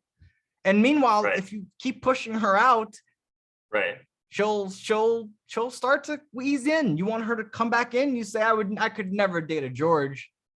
As soon as you say I could never date a George, depending on the work that's been done, she'll give you something. She'll give you a reaction. She'll give you something. And then you get to say, like, was that interest? Or was that like, moving things along, interaction over. She's ready to go meet the friends again. Because sometimes girls give you, depending on what you do, they'll give you different amounts of rope for you to pull, I'll give you too much rope. You don't want me to grab a grip on that motherfucker, So that's what I would say to that. So would you say, like, when you say high value guys, we wouldn't change what we're doing. Would you just run a 20-minute set on the street? And if it's solid, you get the number. If not, you just move on? I wouldn't run a 20-minute set on the street, because then we're back to why am I 20 minutes on the street? I would run at max. I'll give you a caveat. So right now, because of COVID, everything is reservation only. And it's like, you have to book well in advance. So everyone's waiting to get in. So there's a lot of hot girls waiting to get into venues on the street. Good. Right. So it's a weird situation now. It's not normal. Usually they would be in the venues, but now they're waiting on the street for a table to open up. So it's kind of a unique dynamic right now. It's an awesome opportunity. I would literally just be walking up and down the street Yeah. as slow as possible with my cell phone out if I'm alone, and I just Right. go, oh, I don't know. Hey guys, settle this for me. Right. Yeah. like I got a text message. Yeah. Like I got a text message, right? It's like, oh, I don't know. Hey guys, settle this for me. Brad Pitt or Angelina, one night, who do you pick? I put the cell phone down, I'm in the conversation. I would literally I would do that just periodically as I move forward on the line until I made my way past all the venues, and then I'd circle my way back. I'd perhaps, if I was smoking at the time, have a cigarette, let it enjoy the fruits of my labor and process, and then come back. If not, right now I'm not smoking cigarettes anymore, haven't for 6 months. I will turn right back around and just walk straight back and just open. And just keep doing that all night, because as more people walk in, new people walk up, and we just keep rotating. Oh my God, that seems like an ideal dream practice scenario. It was amazing. It was amazing. That's basically what we did on Friday. That's why you got 17 sets. Yeah. And so like, what's the, so no 20-minute sets. So if you're in a set, it's going well, like how long do you want to be in there before you? I would say up until qualification. So 12 to 15 minutes. And then you got to decide if it's a set worth staying in, man. Enjoy it. But if it's not, then you got to move on. And you can't forwards merge because they're not going to get out of the line. So you got to just move on. You just got to open the next set. Hey, it's been a pleasure talking to you guys. I got to get back to my friends. I'm sure we'll run into each other sooner rather than later. I always remember faces. And then I love when if you ever run into people, you go, I'm not good with faces. It's just like the counter opposite of what you said. Right. It's funny, but yeah. And so, you mentioned the cigarette thing. I was thinking, I saw, like, as I was walking around, I was thinking like it would be nice to have a vape or a cigarette, just because it would seem like a lot cooler. I'm just chilling out, having a cigarette, and then I open it over the shoulder. Hold a cigarette and never light it. Right. I recommended that to someone. I said, look, man, I thought so. I didn't want to say, 'cause I didn't want to be wrong, but I thought so. I said, hey man, look, you can stay outside the clubs. You don't even, because he's younger, right? He's 16. So you can't be in the club, right? You shouldn't even be on CloseHerSchool Live if I was the 18 plus guy. But fuck it, man. I can't turn this guy away. No one turned me away. He wants to learn. I wanted to learn. It's not like they said, hey man, come back when you're 18. No, I was 14 learning game, 15 doing boot camp. So like, I can't turn him away. He wants to learn. Let's give it to him. But the point is, I told him, hey, look, dude, grab a cigarette. Don't smoke it. Just hold it. Stay outside the venues. People come out to smoke. You can open sets. Just literally never light it. Just keep talking so that you never light it. And then as you're done with your material, you say, holy shit, I haven't even smoked. I've been talking to you guys. You guys have distracted me. All right, you guys get back in there. I'll finish this up, and we'll run into each other sooner rather than later. And then like, I just pretend like I'm going to light my cigarette. It almost works out the timing where they turn around and then I'm just there again. Next routine. We can do that. Like Eric and I will do that. We actually smoke the cigarettes because we would smoke, but like we've stayed outside because sometimes the clubs are too packed. I'm not getting into a line, Eric. No one knows me here. I'm not calling this in. I'm not getting in line. So like, let's just hang out outside the club. We'll smoke a pack of cigarettes between the both of us and knock out 4 or 5 hours of and that's fine. That's totally fine. It was a super fun night, and like you said, it was I'm gonna keep doing the street while I can. Yeah, man, get it in. Why not? It's just any obstacle is an opportunity if you can look at it the right way, So yeah, good question. Awesome. Thanks, man. Yeah, absolutely. Who else? Who's got the next question? I'll go next. Yeah, man. What's up, dude? What's up? So, question for you, man. So it goes back to what you shared with us earlier today. So that girl you invited over, you didn't have sex with her, but you already did hook up with her before. So my question is, when should you have sex with a girl, and when would you recommend to slow it down and hold off? I wish I could give you a non-bullshit answer for that, but any answer I'd give you would be bullshit because look, there is no rules to that. I wish I could tell you like, hey man, if she works at a bank, if she's like a nice girl, you have sex with her like in 3 days, But women aren't like that, bro. Like women are just everything. They're all types, and every girl is gonna be different. I've had girls that are complete sluts that have made me wait to have sex, you know, like, oh, I'm gonna make them wait a month and then I'll have sex with them. And then it's like, dude, what the fuck? Like, this is so pointless. And then I've had girls that are super nice girls that I'll have sex with the first night where we meet. Oh, I've never done this before. What? Have sex with a guy the same night. And it's like, I can tell by the way she is that it's true, right? Like, not like the standard, oh, I've never done this. Like, I can tell, like, this is an anomaly for you. Like, your heart's beating fast. Like, I can tell, you know, like you're flustered. So I can't give you a solid definitive answer as like, this is how long you would go with. If there's nothing, it's all compliance.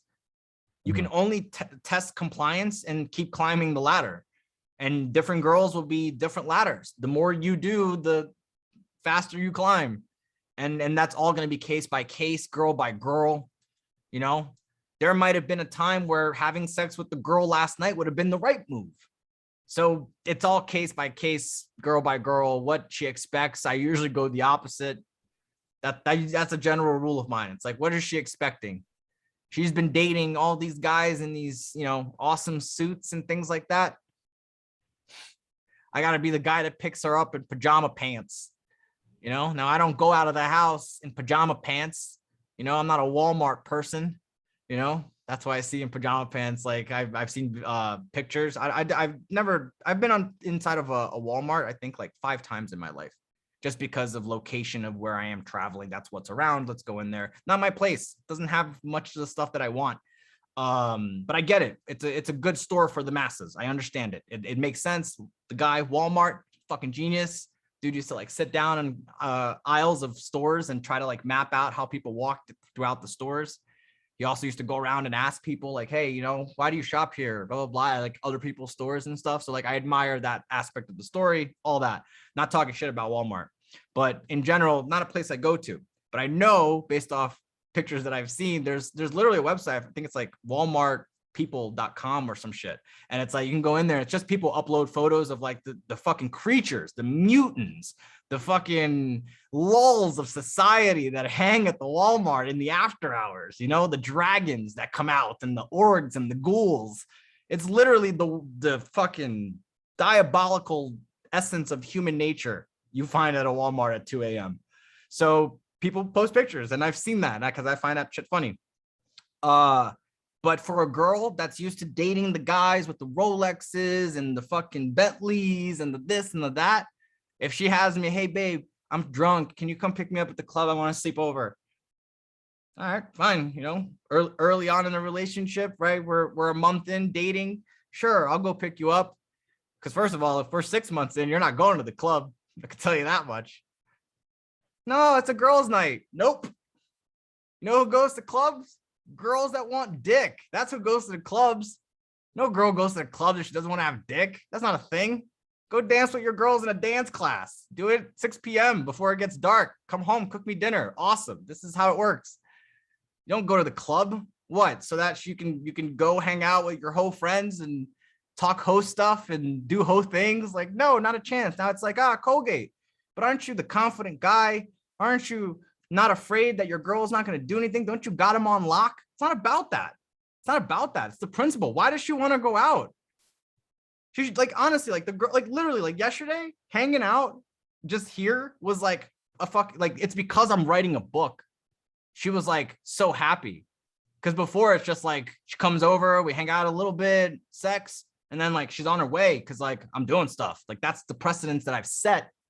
That's the narrative that I've written so that she gets the sense of like, I'm not trying to have anything committed. I'm not trying to lead you on. I'm not trying to spend relationship hours, time, flow, you know, feelings, none of that. Like, this is what it is until we decided something more. But it's just so that I can come back now and not have sex with her and then say, fuck, man, like, I gotta say, it's, you know exactly the kind of guy that you're dealing with.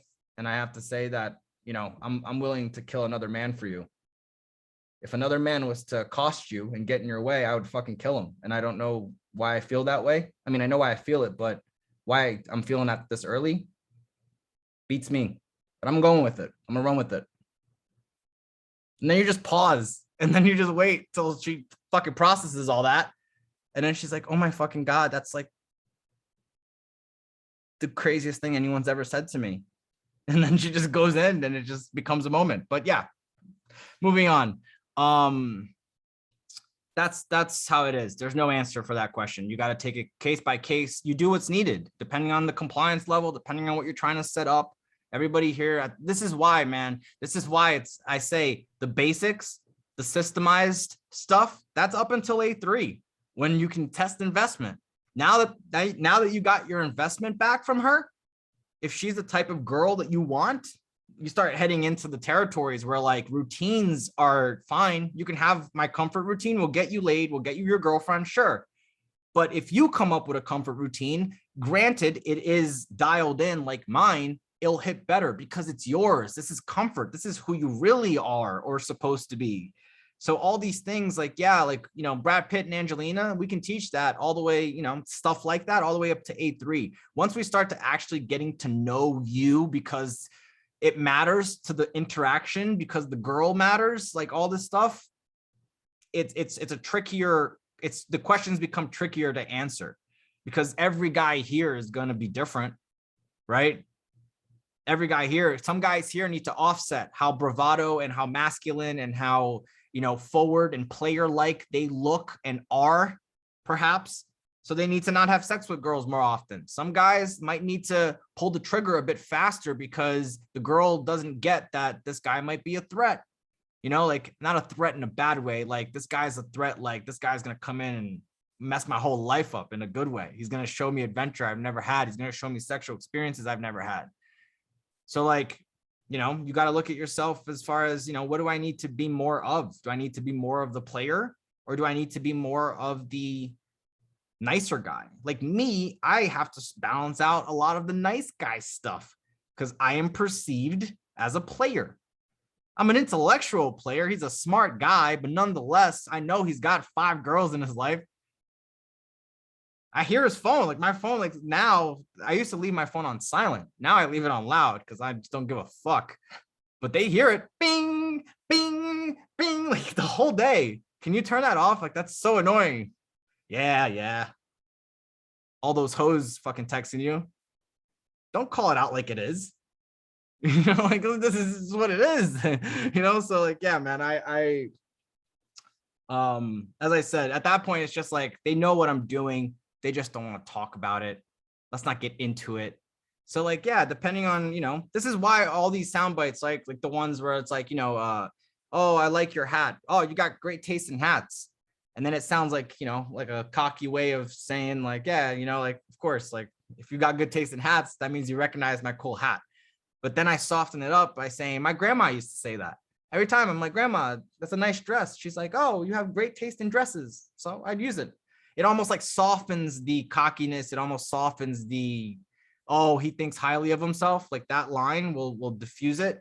Same thing here, depending on how she perceives me, right?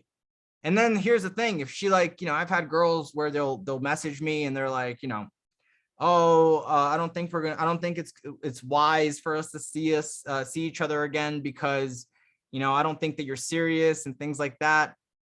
You know, I don't think you're going to be the guy to settle down. And I'll just not message back and I'll just leave it. I'll just ignore her for a bit. And then if she reaches out after that, after I ignore her, then I know like, all right, well then she's still reaching out again, right? There's things to be said about that.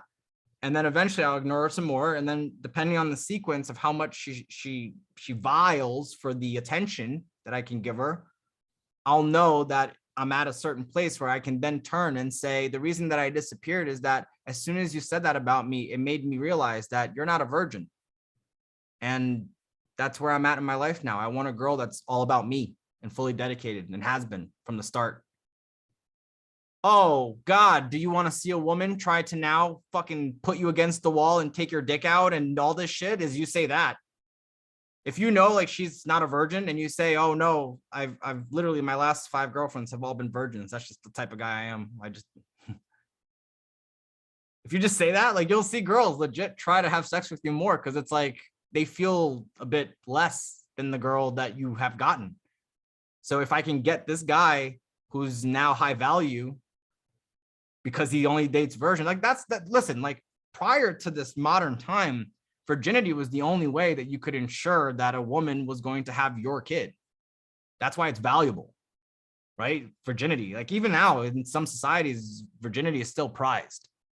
It's only now things have gotten fucking way fucked.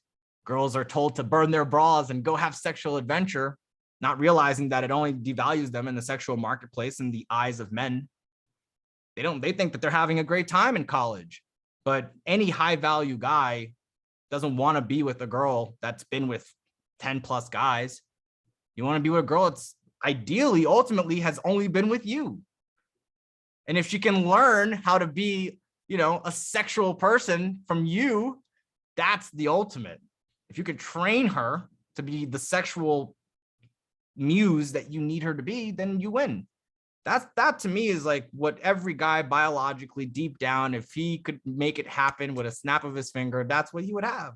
He'd have 30 virgins. That's what they're promising, certain religions. If you fucking blow yourself up, fuck, it's enticing.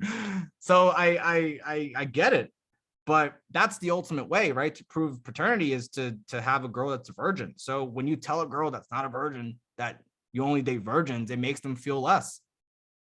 How do women usually judge other women that are more than them? They call them sluts. Ugh, who would wear something like that? Slut would. Why? Because she's trying to make you, the guy that's with her, that's maybe looking at that girl because she's hot. You can't help your biological fucking shit, right? So like you look at the girl and then she sees that, she feels it, and then all of a sudden it becomes this thing where she has to now cancel her out as an opportunity for you, if you're a high value guy, even more, by saying that, only sluts dress like that. Ugh, those shoes, only skanks wear things like that. Like, all right, I didn't even notice. I was too busy looking at her lips, her boobs, everything else. I don't give a fuck about shoes, not the shoe guy. But yeah, so that's what it is. So for me, it's a case by case. Again, we're rambling on and going on in different tangents here, but to answer the question directly, case by case, every girl's going to be different. I haven't yet found a pattern. If I could teach that,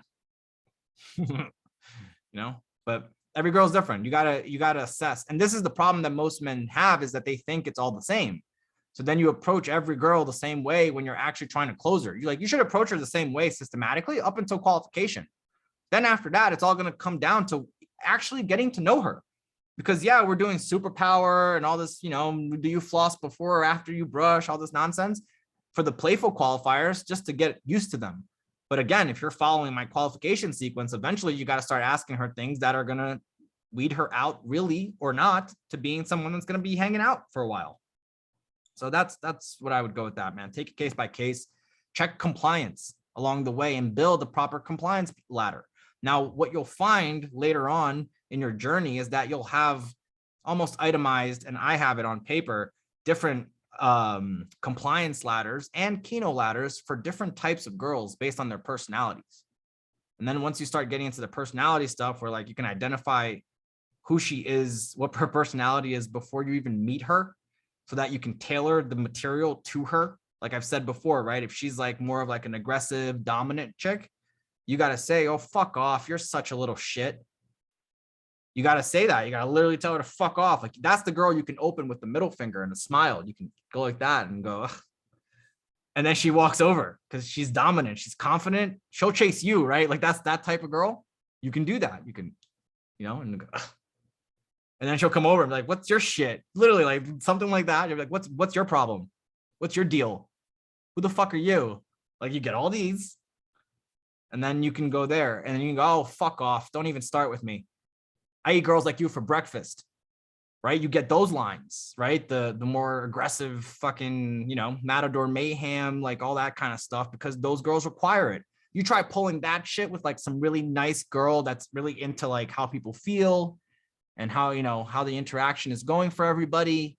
If you get a caring girl like that and you're talking to her like that, disconnect. And guys who take it upon themselves, And I get it, dude. You guys are at level, like, you guys are at the beginning stages of all this. So I understand, but there is so much to learn.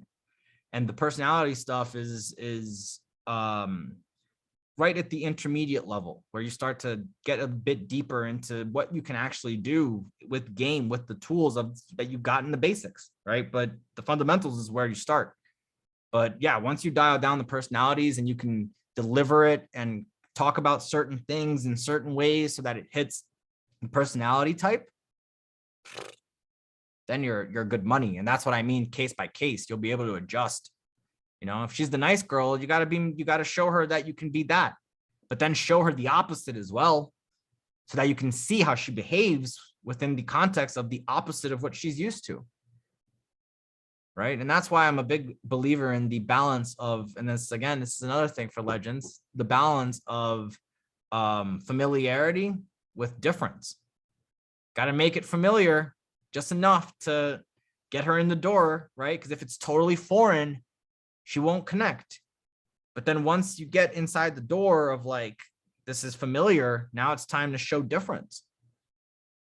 And that's the common, and all of this has been weeded in naturally into the openers and the body language, the over the shoulders. This is all weeded in there. I don't even have to teach this because it's all there without your conscious knowledge. You do the over the shoulder. This is all laced as an underlying golden thread within it, subconsciously hitting her in certain ways to give you more time. But once we get further down the road of learning, being cognizant and conscious of those moments of that happening will change how you view the landscape. This is why like that podcast is like fucking shoulder shrug as far as control. Cause like I can see, like I told him, dude, I know exactly who I'm talking to. And that means like, dude, I've met hundreds of you before. I've met hundreds of that guy before, hundreds of them, like in field. That guy, I've had literally those conversations before. And I can exercise that level of understanding because of the repetition, because of all the sets that I've done, because of all the things that I've seen. And you can't force that. You can't fake it. There's no fake it till you make it with that. It's just, you got to do the work. It has to come from legit skill. This is the moment where, I imagine for the guy that trains, whatever, he trains jujitsu, he trains Muay Thai, he trains whatever. He's walking with his girl in an alley and there's a group of guys that are accosting her. And now he gets to exercise his skills that he's been learning for 16 years, where it's going to be no problem for him to isolate the threat and put these guys down, like physically. And that's how I looked at it. I looked at that podcast. But again, ramblings, rants, case by case, man, case by case. Thanks, man. Appreciate it. If there's time at the end for second questions, I like to ask them. Cool. Yeah, absolutely. Cool. Thanks. Hey, Who's talking? Armando. Armando, what's up, man? Yeah. What's up, man? Good. Yes. So now, since I just like started, should I focus like on the openness, right? Like on the open. Can you give me like some routines or lines? Yes. Okay. So openers for me, the reason that I say that, right, is because I need you to do 100 opener. I need you to do 100 sets as quick as possible. Once you come to me and you're like, hey, Colgate, I need some help, do 100 sets before we even have a conversation. Because what are we talking about? Stuff that you've learned, the stuff that's going on right now. There's no way for me to impose my coaching onto what you're doing, because any coaching I'm doing is based off things you're coming into the conversation doing. I have to get you doing things a certain way, which is why the Origins book is getting written. It's getting written for free, right? That's the free thing for you guys, because if you don't know how to start, then you're gonna make it a lot harder, and we can't have the conversation. But 100 sets to me is just like, get that out of the way with the opener, false time constraint opener. I get it. You can go further. You already have material maybe, but do that. Because I need to know like what's going on when you do that. How's your success rate? How is your approach anxiety? Have you opened any hot girls? I have questions to ask you once you tell me you've done 100 sets. I'm not just fucking you off and telling you, hey, go solve your problems. I'm saying go do 100 sets and then we'll have the conversation. And that conversation comes with questions. I have a protocol for putting you through so that we get to the bottom of things. And that's why I tell you. So what are some openers you can do? There's only a few of them, a handful. Now, normally I'd say, hey, what is the opener you're using now? Because I want to see what kind of guy you are, because depending on the kind of guy you are, you pick certain openers. But more importantly, I want to see if you even have one. And I want to see if you have a default opener. And if not, then we needed one. So the 3 that I will teach you is Drunk I Love Yous, Girls Fighting Outside, and Brad Pitt or Angelina. But there is Who Lies More, right? There's a bunch, there's tons of openers out there. I don't recommend just picking one and running with it, because some of them were written by guys who are getting low value girls. So you have to be careful. But any ones that I've mentioned, any ones that are posted on my Instagram under the Routine Thursdays, all of those routines are legit. They're there. You can use them. So I'll run them. Let's do Girls Fighting Outside. Holy shit. Did you guys see the girls fighting outside? Oh my God. These 2 girls, I kid you not, started fighting. Talked to the guy they were essentially fighting for. His name was George. Who fights over a guy named George? Well, anyways, these 2 girls, they're going at it, right? The bouncer guy, he's just standing there. Me and my girl were walking in. He's like, I'm like, dude, go sort that out, man. And he's just like, no, okay, Freddie Flintstone guy. Walks over, grabs one of the girls. Now look, normally I'm like, welcome to LA. But as he grabs her, pulls the girl's top down. Saggy baggy booby, National Geographic. It was the worst. Now I messed that up towards the end, but nonetheless, that's the essence of that routine.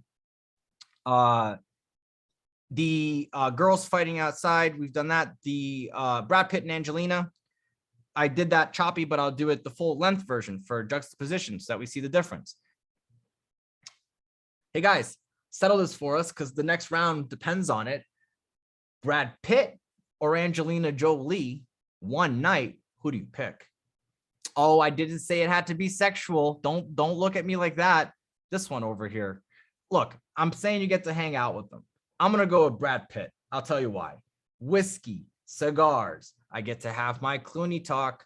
Do you know how long I've been trying to find out what George Clooney's been doing? Angelina Jolie is going to try to build a school or adopt some kids and save a hospital. I'm not in that headspace, man. It's Vegas. I'm out. Am I right? End of routine. And then do Drunk I Love Yous count? Hey guys, settle this for us. Do Drunk I Love Yous count? Well, get this. My friend Ashley, she's been dating this guy. She's been with him for 6 months. Last night, they both got hammered. And he finally said, I love you to her. Does it count? Because they're dealing with this shit now. That's why they're not here. But I told her, I said, Ashley, look, don't go off what he did, what he says. Guys will say about just about anything if they're drunk. Go by his behavior. Go by what he did as soon as you guys sobered up. What was the first thing he did? And she's like, we woke up and he made me breakfast. I said, well, then done. He loves you. He made you breakfast. And I said, wait a second. Hold on. What did he make you? That's important. And then she goes, well, he made me eggs and bacon. And I'm like, all right, stop. That's enough. If he's made you bacon, that's pure love. I don't know how to express love better than that. End of routine. And those are the 3. And I would use those until I've gotten as close to this feels like I can run this, it's no problem. And usually 100 sets will desensitize you. Your first 100 sets will desensitize. And that's it. Now, what do? You do opener, false time constraint opener. So it's just, opener. Oh shit, I got to get back to my friends. Or, oh, if you're in the daytime, oh man, I actually have to get going. I got a meeting I got to get to. Or, oh man, I have a place to be. But before I go, I was curious. And then the other opener. And that's it. You just get used to doing that. You do that 100 sets, come back to me, tell me, hey man, this is what I've realized. Because you can't do 100 sets and of the same thing and not see something. And then if you're like, fuck, dude, I did 30 sets. They all ended up getting closed. I don't know what happened. Well, then I know you're further along, and then it's another conversation. But either way, it's self-revealing, and it's going to tell me where you're at, and it's going to start putting context to what you've been doing. Because the last thing I want, and I've realized this, is to like start coaching a guy when God knows what he's been doing before. I don't know him. I just met him. He just reached out. So that's why I have a very particular way of doing things. I've got this shit down to a fucking science, literally. Not just the pickup side, but the coaching side. Like I know exactly how to put you guys through the motions, the emotions, so that change and transformation happens. It has to be done a certain way. You have to get out of your own way. And if that means you got to listen to Colgate be a dick on DM because you're not getting the answer out of them, that's what it takes. That's what you have to realize, that you're lost in the sauce, bro. You're getting caught up, and I can't entertain this, because the more I entertain this, the further away you become from where you have to actually be. So that's why I said to you, it's like, dude, you think, don't worry about it. Just go out, practice, worry about the right stuff, because it doesn't matter where you game right now. You're not looking for a girlfriend. It only matters where you game technically when you want a girl. Literally, right? Because then you got to go to the right venue where she's at and then increase your chances. But other than that, like you're just getting your sets in right now. You're just building skills. Dude, honestly, at 16, if I knew what I knew now, I would become a monk and just fucking dedicate myself to myself and just be so hardcore. Because I'll tell you, I didn't do that. I dedicated to the girls. I wanted every type of girl. I wanted models. I wanted the exotic dancer. I wanted the hostess. That's why I teach hired guns the way I do. That's why Mystery says, if anyone's going to take over hired guns, it's going to be you, pal.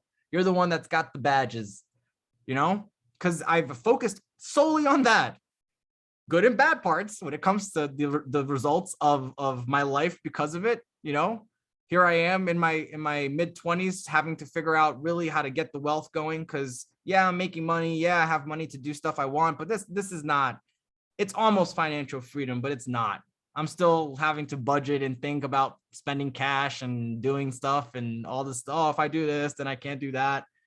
At 25, like with the resources out there now, like it's totally possible to not have to do that. And I wish I could be the guy to teach you that, but there's so much here. I don't want to be that guy yet. I can't go around saying, hey, we got to focus on the wealth aspect of it. This is how you do it. That's what CR should hopefully start to get into, right? That's the whole point of that. So CR, by the way, is it's me finally answering the question for students. What is it like to be in your head? And that's all I can say at this point, because it's sold out. So I'm not trying to sell you guys. It's done. You can't get in it anymore. But that's what it is. It's what would it look like if you were in my mind? And I'll leave it at that. But it's awesome. It's gonna be great. I showed my brother, and he was just like, dude, you're a fucking psychopath. I'm like, I know I am. I know this is the destiny that I've chosen, is that I obsess and I create things and I try to give guys the most that I possibly can. So if I could create a place that you can go and it's like my mind, you can just imagine what that looks like. It's amazing. It's literally like it's my magnus opus. It's where it happens, and that's why I've undersold it. That's why I haven't had any marketing. Oh, this is what's included. This is what comes with it. I mean, I don't do that for my boot camps, right? I don't really tell you what's in it. None of that. But like this has been the most, like, as guys have said, I'm sending you $1,000. I have no idea what I'm getting into. That's the whole point of it, is because if I have to sell this, then it becomes another thing. And it's not that. This has to be presented in the right way so that it hits the right way. And again, trying to do the right things by you by putting you through the right emotions. But yeah, once you guys see that, the guys that are signed up, because a lot of you guys on here are Khalid, Shahan, Armando, right? You're on it, right? Yeah, you're on it. Ali's on it. There's a lot of guys on it. So like, again, it's sold out. I'm not trying to upsell you. I'm just saying this is a clear indication. So if I do next year make it available, because I'm still, whether I do or not, keep the guys in it or open it up for another 12, consider it, because don't miss out on that. For $1,000, honestly, that's why it's $1,000. It's honestly worth $100,000 if I have to put a price on it, and that's why it's 1,000. And that's why I didn't say it, because you got to trust it. You have to trust me. You want access to my fucking mind, every aspect. You got to trust me at this point. And that's what it is. So yeah, I'm excited about that, man. It's going to be fucking dope. It's so good. Okay, more questions. Super pumped. I know, me too. I'm really excited. I really am. It's gonna be great, man. You guys are gonna, you got your minds are literally gonna be blown. As I said, sensory overload. You're gonna be like, what? I paid $1,000 for this. All of this? This is wild. So yeah, I'm not gonna hype it up because it's like the college party that you hype up and then it might not meet the standard, right? It might not, because I hyped it up so much, it can't be as good because the hype was too much. But seriously, it's one of my most proudest things I've done and that I'm working on and still doing. I'm gonna be finishing it up all the way until next year. And then January 1st, that kicks off and it's gonna be great. So yeah, that's what we got going on. More questions.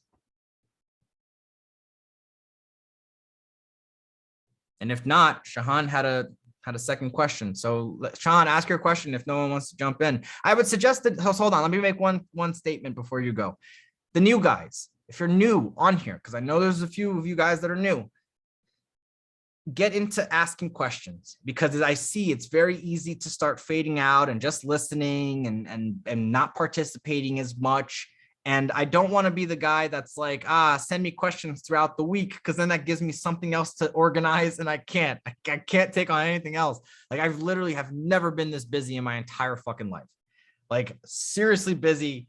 I don't post everything that I'm doing on social media, but like I'm busy, man. I'm stretched for time. Like I wish I could show you my desk right now. It is absolute chaos aside from this thing here. But I'd rather, if we're here in the time and space, that you ask your questions. And then ask yourself why, if you don't have any questions, why aren't you coming onto CloseHerSchool with the question?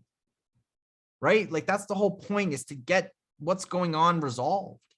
So if you didn't bring a question this week, you know, the next time we meet, have a question. Start getting the most out of this. Like I said, man, no one's going to give it to you. I'm not going to chase you with fucking, hey man, I got to teach you this new thing.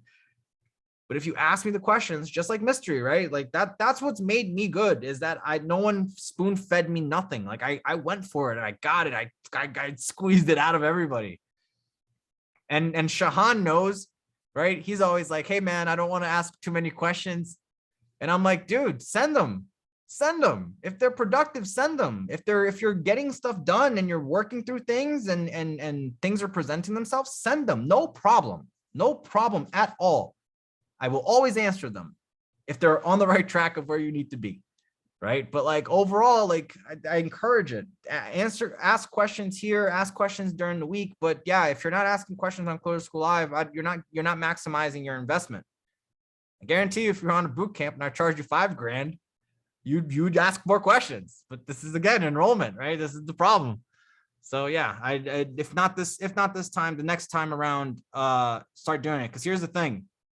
CloseHerSchool isn't about just getting people on here. That's why I don't have it on auto renewal. It's not supposed to be easy. It's supposed to be, you got to jump through some hoops. You got to keep it active. You got to want it. You can come in and out as you want, right? Pay as you want. That's fine. But like, if you want the skills, you got to do some work to come here and learn it. Because I feel like for $50, I pack a lot in here for that, for that. So with that said, no problem. Whether it's $50, $5,000, $10,000, $50,000, $5 million, I'm going to bring the heat regardless. But with that said, maximize your return and ask as many questions as you possibly can so that you get things moving along. Because here's the thing. If you don't, I'm going to keep track. I've kicked guys out before on CloseHerSchool, and it sounds dramatic. It sounds, almost borderline threatening. But if you're not doing the work, and those guys were just simply paying and not showing up. And before, if you guys remember, I used to put everybody's emails in the videos so that I could see who watched them. And to me, it's there's no point of showing up and paying for something if you're not going to do it. That's my mentality. It's if you're going to put money behind something, like take the actions that are necessary to get the most out of it. And especially me, I make myself so available. To not take that advantage is foolish. Honestly, it's foolish. Because again, if I had me when I was getting started, fuck, that'd be great. Hey Colgate. What's up? Hey Colgate.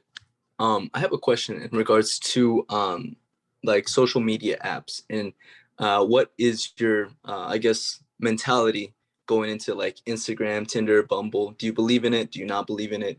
Yeah. Do you think they are effective? Well, welcome, new face. I look, man. I've said I'm a I'm a bit of a I'm not the best person to ask when it comes to all the dating apps, because I strongly don't ever believe that there are any valuable women on dating apps. Everybody's on Instagram though. So I am a big proponent on Instagram should be your number one dating app. That's mine. Right. Every girl that's on Tinder, Bumble, whatever, she's on Instagram already. So you having another profile, especially with the context of we're here to get laid, which is what it is. No matter if you're on the league, which is, you know, the ultra rich, snobby people getting together, or if you're on the, you know, I don't even know what's the worst dating app. The worst one. It's got the lowest. Okay, Cupid or something like that. Okay, I don't know. okay. I haven't tried Sure. it personally, but okay. So like, yeah. From whether you're doing either one of those, I have found that when I have explored it minimally, because I don't want to just talk out of my ass based off what I think, I want to go and explore a bit. So I've downloaded Snapchat. I've downloaded Tinder. I've downloaded other social media stuff, and I can tell you that none of them work as good as Instagram, because Instagram is all there. The pictures are there for you to DHV. You get enough. You can convey the right message. Your lack of action on your profile says things. Like your actions on profiles say things. So like you have so much to play with, so much to explore, so much to do. And plus everybody's already on there. So I'd rather use that. And I've never really used, aside from like research purposes, and it never amounted to nothing, because the girls on there are not the attractive ones, are just there to get to promote their social media. That's what I found. Like, it's literally like their profile and then a social media handle, because they know that most guys are just going to go follow them anyways. If the girls are pretty, that's what they're doing. It's just there for more promotion. They're not there to date anybody. And then the ones that are pretty, that will date, are usually very dysfunctional. And that's why they're there. Because any girl who's high value, I can tell you something, man, there's no high value single women on the planet. Hate to break it to you. Hate to makes break sense. it to you. There's no high value single woman. If she's legit a high value woman, she's getting snagged up by someone before she's like 22. Reality of it, right? Like that's how it goes down. So, and here's the thing, the way I say that sounds extreme, but what I really mean, it's like when you meet that single high value girl, you're not meeting a single girl. You're meeting a girl that's got guys on her phone, got guys in her DMs. She's probably talking to a few guys. She's probably sleeping with a few guys. She's exercising her options as the high value girl, whatever that means to her as an individual. So you're never just not competing against another man when you're always competing against other dudes when you're with a high value girl. Because you're competing against the guy that's in her life currently when you meet her. There's a guy in her life.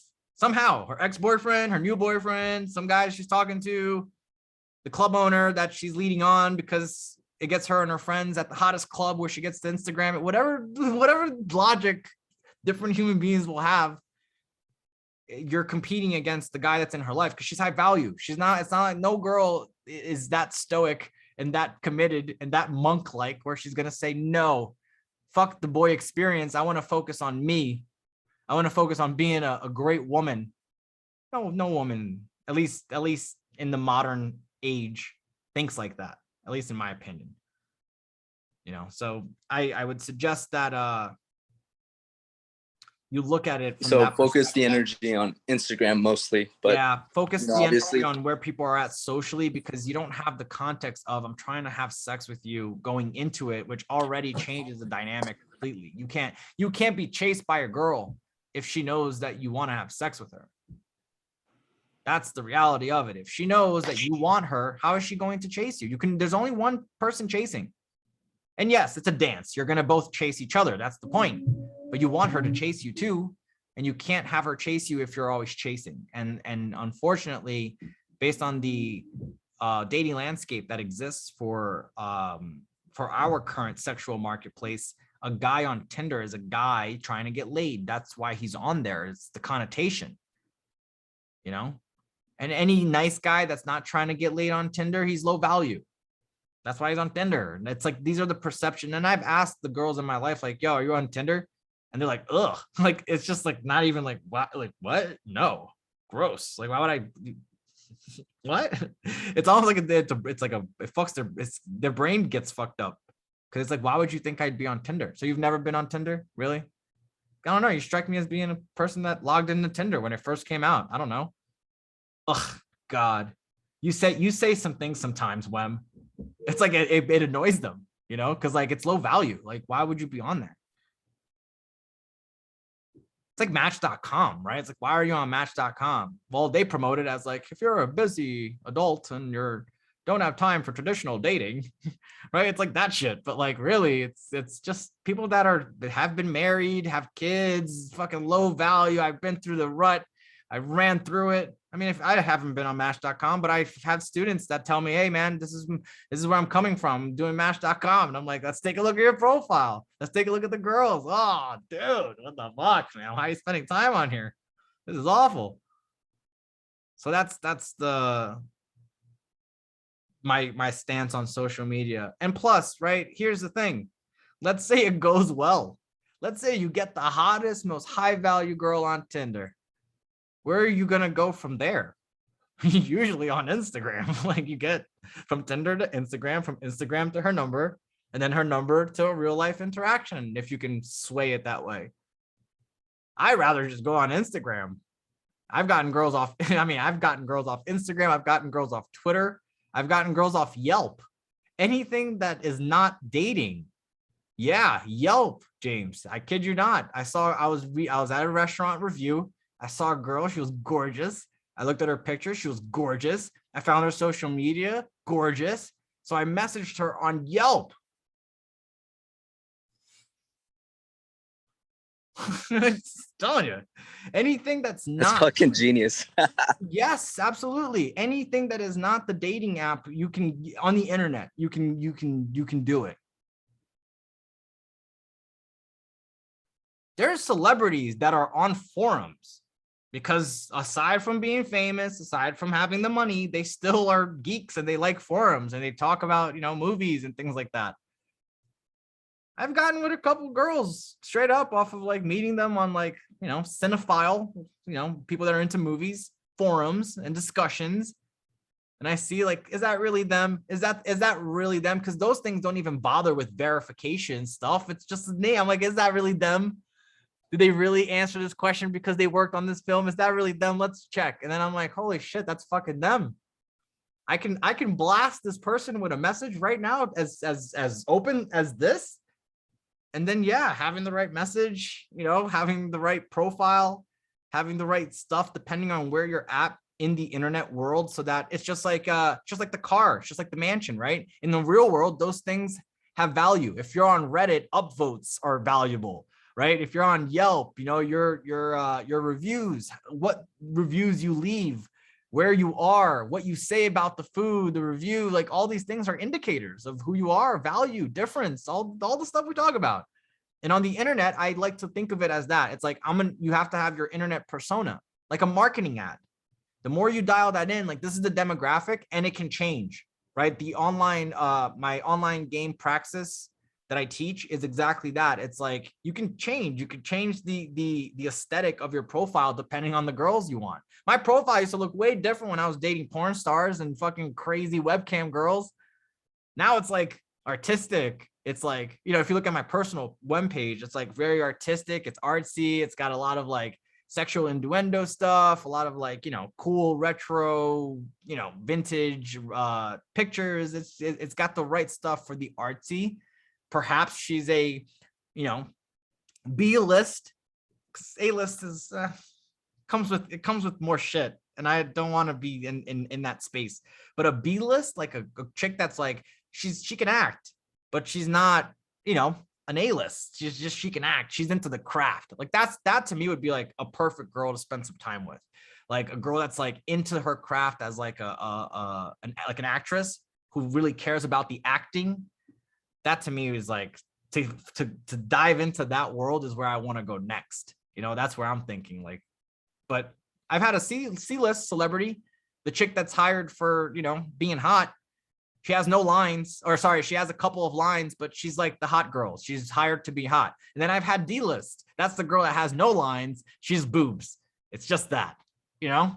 So I've had D-list, I've had C-list, I've had B-list, I've had an A-list before, but too much. It's just, I don't want to deal with it.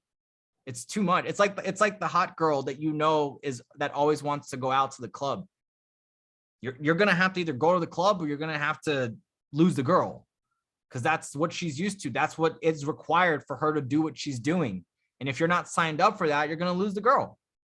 If you're trying to date a model and you're not willing to travel, you're gonna lose the girl. She wants to meet you in Italy when she's working. She wants to meet you in New York when she's there for 4 days. She wants to, if you're not around, there's enough guys where she can facilitate her experience with, you know, until you win her over, until, you know, sexual relationship, time spent, she's loyal to you, then you can do whatever you want and she'll stick around. But until you get to that, if you're a month into meeting a girl and you're like, no, I'm not going to travel. Like when I dated my porn star girlfriend, literally the first 6 months of our relationship was me flying back, her flying back to see me. It was just that, like I'd go to see her in LA. A couple weeks later, she'd come to Connecticut. I was living in Connecticut. She'd come to Connecticut to visit me. And then a couple of weeks later, I'd go back to Encino in California, in LA, spend another month with her. She'd come back, spend another month with me. And we did 6 months, was literally that every week. This is the chick that bought a flight 3 days after I messaged her on Twitter. Messaged her on Twitter. And 3 days later, she bought a flight, but she bought it a week ahead of time because she said, I got to wait a week to see if, you know, I'm just going off feeling and it feels right to buy a flight because I want to meet you, but I got to wait to see if, like, you know, I'm like, all right. And then she changed it like 3 days later and ended up coming out anyways. But I suggest anything that's not, and again, the reason that I rant these answers, because I could just be direct. The reason that I rant is because everybody hears at a different place. So I got to keep talking so that everybody gets a little bit. And then I got to ask myself as I'm talking, have I covered the new guy? Have I covered, you know, the guy that's well along, the guy that can open sets? And I'm doing that like literally as I'm talking. So that's why I'm ranting. But to answer the question directly, no Instagram, no Tinder, no Bumble, none of that stuff. Not worth your time. Any date you get out of it, you go out with, it's not worth your time. It's not for the girl. And if the girls on there are girls that you want, like you see girls and you're like, oh, I would totally date this girl, I suggest you elevate your standard. You shouldn't even be on Tinder or Bumble or any of that stuff. If that's the type of girl you want, dude, you got to learn a little bit of game and then go out in the real world and you're going to find tons of them. You know, I pity the guy that wants the hot girl. It's harder to find them, you know, but if a guy wants just a regular girl, dude, get out in the real world. You're going to meet her so quick, you know, and that's that. And then your game will match hers and she'll value you. And then you're going to have some 5 that's going to value you and treat you well and hopefully give you a massage without getting too pissed off. And if that's what you want, it shouldn't be that hard. And don't overcomplicate it by saying, oh, I got to be on Tinder and Bumble to make that happen. No, dude, a little bit of game out in the real world should solve that problem very fast. I'm a big believer in that. Like, I don't, if you want just a regular girl, dude, I'm honestly, I'm convinced you can do it with a boot camp. Cause that's what I find. The guys that do one boot camp, if I check up on them and they've done the work, they're usually, why, you know, how come you're not at CloseHerSchool? How come this? Oh, dude, I met a girl. Like Dustin's back after a few months. He hasn't been signed up, right? You were with the girl. What did I tell you? I said, dude, it's so good. I was just checking out to see if you're balanced, to see if you're doing well health-wise. But you tell me you're with the girl, thumbs up. You know, that's good. That's great. Again, I'm not trying to, you know, here's the thing. If you're coming on CloseHerSchool, it's because, like, dude, everything here is valuable to what I need right now or what I need in the near future. But if you're coming on here and you're like, don't stop coming. That's the whole goal. I want to phase everybody out. CloseHerSchool is one of those where it's like, all right, I see the benefit of doing it long term, but like boot camps, dude, I'm trying to phase guys out. If I can accomplish what we need to accomplish in one boot camp and not 4, fantastic. That's even better. But yeah, I would stick to the real world game and focusing on that, because on Tinder and all that stuff, you're just getting regular girls. And if you're there for that, go out in the real world. But Instagram. I love that answer, bro. Thanks for enlightening me with that. And Absolutely. I will do more face to face for sure. Yes. I'll try to upgrade my Instagram a little bit, but for sure, I like that you said, fuck the dating apps, because yeah, fuck those shits. I'm trying to get high quality women, and I'm best. And that's what a decision sounds like. So decision done. And now the next decision is deleting the app if you have it. And that's it. Now you can start. You can literally put that into action. So good stuff, man. Glad to hear it. Colgate, I have 2 questions. Yes, please. Look at that. See? Awesome. The first one is, well, I have started in game like 1.5 years ago, and I have been doing direct cold approach until now. So I'm coming. This is my first class with you. This is the first time that I see you live. Welcome. Yes, I see. I've the unfamiliar face, but I'm familiarizing now. Good that you asked the question. Yeah. So I really want to date the top, most beautiful woman, and that's why I'm here. So I want to know, what should I focus now? Because, yes. So I was just about to tell Eddie, and I'm glad you jumped in, because I would have probably forgotten, because we went a bit more with him saying fuck the dating apps, which was great. But I have a email that I send out to guys on after first closer school guys. I'd say if it's your first time, reach out to me and I'll send you an email. It's the how to start email. It started out as just a thing I wrote for guys on how to start. Now it's turning into an ebook called The Origins. And that will be available free, hopefully by the end of the year. I'm hoping by the fall, honestly, September, October, the latest. So a month. I'm trying to bang this out now. I've set the next 2 weeks, this last week as well to write. But until then, I will send you this email. It should get you started, at least conceptualizing the difference. Now, here's a little bit for you. The problem with direct game is that you get judged at face value, right? That's what direct game is. It's, hey, I'm interested technically, right? I'm interested. Judge me, and if I'm your type or you like my presentation, this will move forward. If not, it makes it harder for me to move it forward. So there's going to be revelations for you as far as to how to approach this, because yes, if you're the type of guy that she wants, direct is the best way to do it. Like if I'm out and I got a couple girls with me, I'm pre-selected, right? And I see the girls are IOIing, they're proximitying, they're putting themselves next to me, all these things. And as I walk around, she touches me and she's like, oh my God, that's a great hat, right? Because Jesse will tell you, I had an exotic dancer do that as we were walking by. She's like, oh, I love your hat. And I'm like, yeah, really? My hat? Don't start with me. I had to shave 10 squirrels. You're fucking with me, right? I had to shave 10 squirrels to make this hat. You know how hard it is to find pink squirrels? Just nonsense, right? But again, if you're going with direct, you don't get as much leeway. You don't get enough practice. You don't get enough exercising your skills and getting the 100 sets in, because 100 sets might take longer because you're going direct. And if you go direct and they're not about it, you don't get to do your false time constraint in your opener, and it doesn't systemize. So yeah, man, there's definitely, that email is going to be big for you. I would suggest, because here's the thing, I have to assume if you're on Closer School that you going direct isn't giving you the results that you want with the beautiful women that you're saying that you've decided, right? You've decided that you want. And if it is not to the extent that you want, that's what I'm assuming, right? I have to assume whether there's different things going on, you can tell me, but I have to assume that.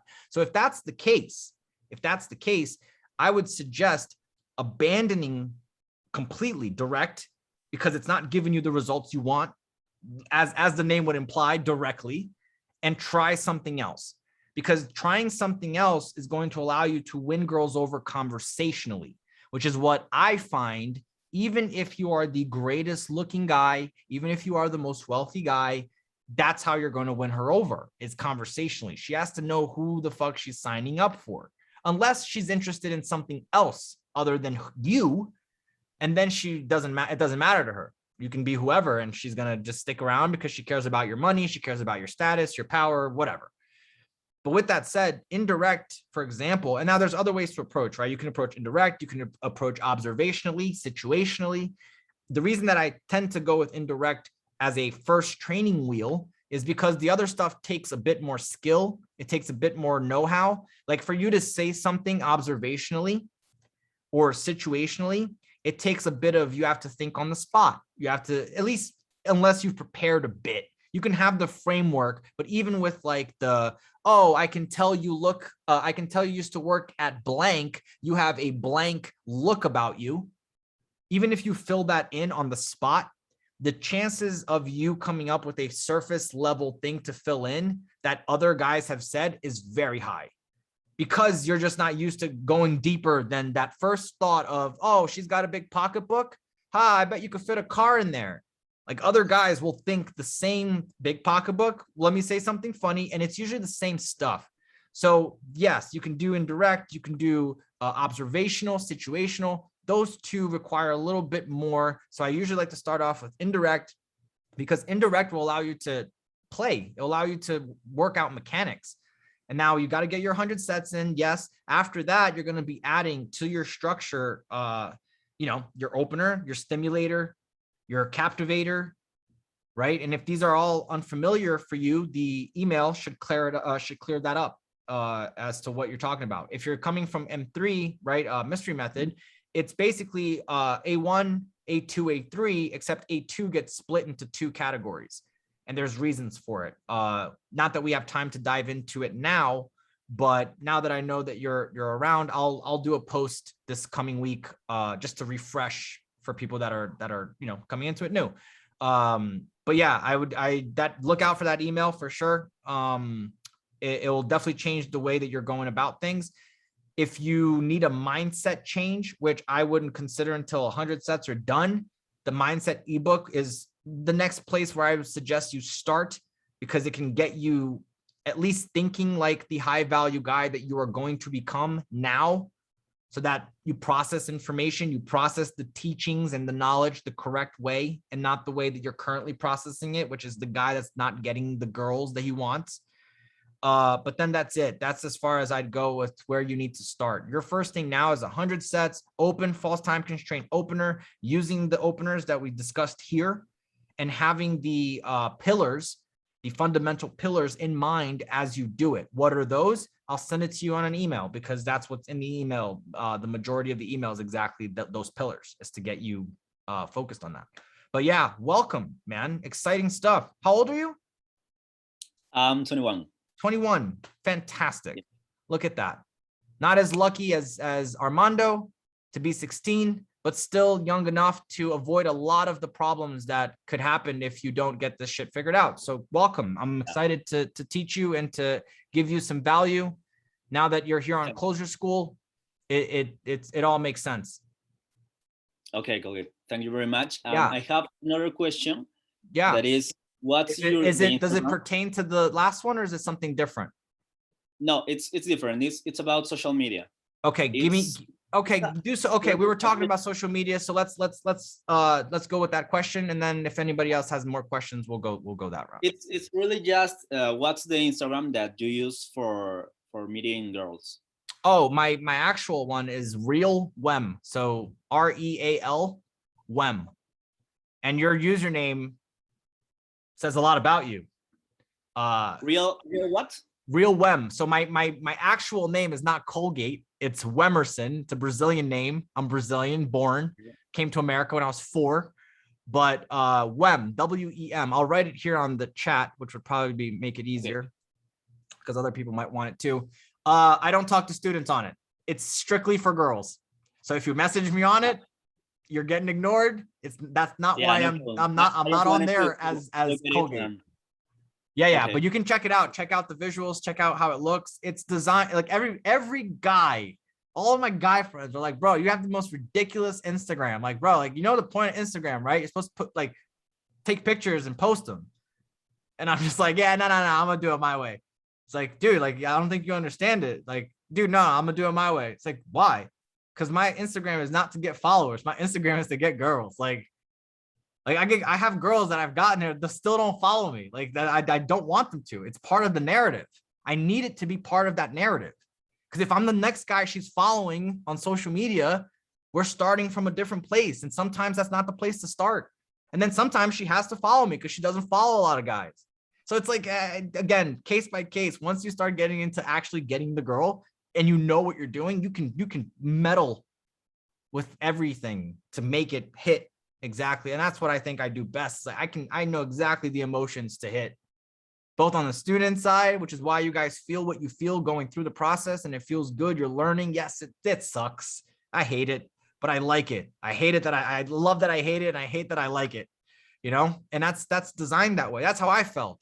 I'm just trying to capture from your guys' side. I'm trying to capture what I felt and what it took for me to do what I did and get to where I got. Like I told myself the same advice when I was there, and it was like, fuck, dude, you don't want to open that set. There's big scary dudes in that set. Don't open it. And it's like, yo, shut the fuck up, just go open it. Like I've said that to myself sometimes. So like sometimes, depending on the student, if that's what he needs to hear, dude, shut the fuck up, just go open it. You know your opener. Dude, what's your default opener? Well, sometimes like in the daytime, dude, no. You know your fucking opener. I'm asking you just so you can say it. Go over there. Like I'll do that. But yeah, that's social media. My social media. Very carefully put together for a particular type of girl that I want. That way, when I can message her, because here's what happens: you're gonna message her. You got to have a great message. What is that great message? Well, a handful of students know it, because a handful of students at the time when it was available to learn it, they got it. So until I feel like, all right, we've executed that one enough. And there's other ones that I have that, those students perhaps don't have, but until we can phase out one, because that stuff is all relatively new. I've been doing that online product in and out for a long time, and guys have always asked, and I've always not finished it, but now it's done and I'm about to release it. So it's awesome. But overall, like that's the messages that you have are going to be what does it for you on the online space. If you want to cut through the noise, you want to cut through all the guys that are messaging her, you're going to have that first message dialed in, because that first message, what it really does is sends her to your profile. Before she responds, before anything, before she even clicks it, sometimes she'll just go and search your name and look at your profile. How do I know? Because I'll get a not seen on my fucking comment, or rather my DM, but then I check my stories because she's active and my stories are being seen. So that's how I know she's checking the message and then going on my stories and checking my shit. Usually not my daily stories, like my past stories, but you can still see who's seen it. So as soon as I see the message, I send the message out, she gets active. And I've had it where I've monitored this. And I have enough empirical evidence with the online stuff to, again, put out a product, or else I wouldn't do it. But like, yeah, that's what you want. A good killer message that's going to cut through the noise. And then once that, a great profile that does have to work for you, because your profile has to do something to get her to take action, right? Otherwise, she doesn't respond. She looks at your profile, she just moves on. It wasn't enough here.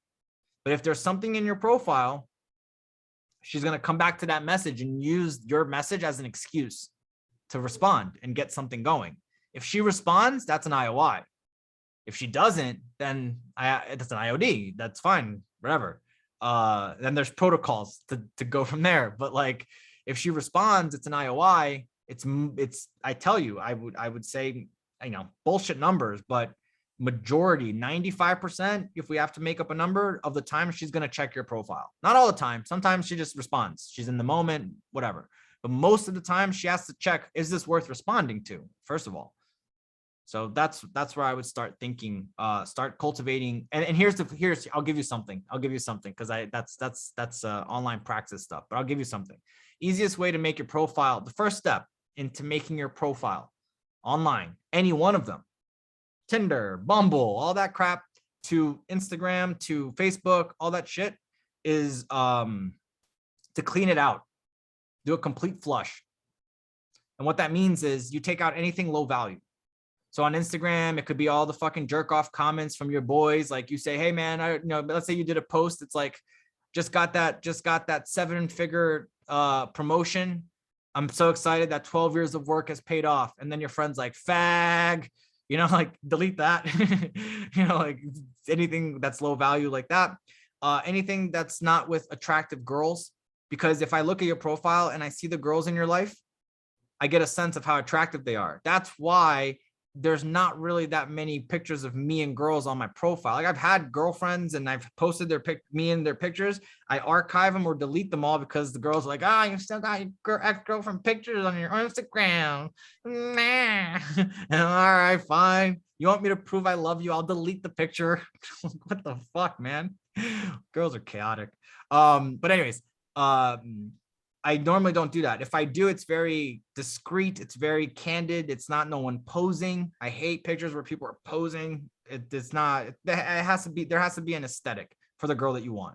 Because then she'll check the message, check the profile, be compelled, message, and then you can just literally run her through a sequence that will get her from Instagram to your to a phone number where you can now FaceTime her, not call her or text her. FaceTime her. As soon as you get the number from online, FaceTime her. She won't pick up because most likely she's not ready. First impression, they'll take it serious. But then you tell her, you get 15 minutes to call me back or I'm gone forever. You'll lose me. And then if she doesn't call, ignore her completely. She'll check your stories still. She'll still check your stories. Now she's in, she's wrapped up. The profile was enough. And then you can do stuff later, like post things that you know she's gonna respond to. Because again, I'm trying to literally pack in as much as I can to an answer without really going in deep, but also revealing just enough to get your mind started. But there's a lot you can do with online. I don't necessarily suggest that you make online your thing, but to not supplement your dating life with your online is, to me, is a tragic waste, because every girl's on the internet. Now, every girl's on the internet. I can get access to anybody. Now, I've briefly shared my AI system for dating, where, you know, there's somewhere in the world, there's girls that I'm interested in, and I have, let's call it, profiles being built on things they're posting and things that they're mentioning, so that when I have to send a DM to get their attention, I know exactly what to say that's going to get their attention based off literally scanning a couple of screenshots that are in a folder for that girl of shit that she said and done. Now it's relevant. So I can literally just go through, scan, 10, 20 photos of things she's posted, and I can craft a opening message that's going to hit most of the times. And that to me is like the future, right? If I could have, I do it manually now, right? Like I look at a girl, I get a sense of her profile. I look at her, the way she puts the captions, and I get a sense this is the type of girl she is. And then I'll go from there. But to have like a system where somewhere in the world there's a computer running, collecting just data on the girls in my life, I can prepare material and give her an experience that's going to be godlike. And that's the reason, like that's again, my brother is not wrong. There's a slight bit of chaotic, obsessive tendencies that come with being who I am, because without it, you can't get as deep as I have, and you can't learn as much as I have to teach the next person. That's why I can go as deep, because like I'm obsessive. That's all I do. This is all I do. I do game stuff. Yes, I have other interests. I definitely do other stuff, but like, when it comes to pickup, this is all I do. I think about routines. I think about how things are being said, what people are feeling. It's my job. So like I've dedicated a lot of time, energy, resources. Like right now, especially now, where like I have extra money to pay comedians to write routines. I have money to buy people's time, so I can ask them, how do you apply that strategy? That has nothing to do with dating. And then they say it, and I'm like, could that be applied to dating? Could I use that somehow? Can I use this marketing trick for my profile online? Can I use this marketing trick for my real life interactions? And I try to now more than ever, I'm starting to jump into other disciplines to try to find out if there's anything productive within them for dating, because I want to make this as well-rounded as possible. And if there's other tools that you already know, like if walking away from the deal in sales, well, willingness to walk away conceptualizes a lot faster. So as I dive into these other areas, I'm always asking, and then again, we have to put them through testing, and it's a rigorous thing. It's not a lot of stuff that I'm working on are years in development. Like seriously, like I don't bullshit with that. Like the pheromone soap example, first batch inconclusive. Some people said, yo, like my wife fucking said I smell different. Like a couple minutes later, we were having sex. Like, blah, fine, that was great. But then other people were like, yeah, no, I don't know, man. I'm not. To be honest with you, I'm not sold. And you asked for my honesty, so like I'm not sold. All right, perfect. That's fine. I'll take it. Tally up. Okay, you get a dash here. But like I want to get that right, because I wouldn't sell it otherwise. I wouldn't sell it just as a gimmick, as a bullshit thing. Like it's either it works or it doesn't. And if it fucking works, man, oh my God, that's amazing. I'd fund a scientific study for it, an independent scientific study for it, and then really put some money behind it to market it as, you know, a legit pheromone soap. Like this soap causes attraction. If I can nail that, dude, that's the game over.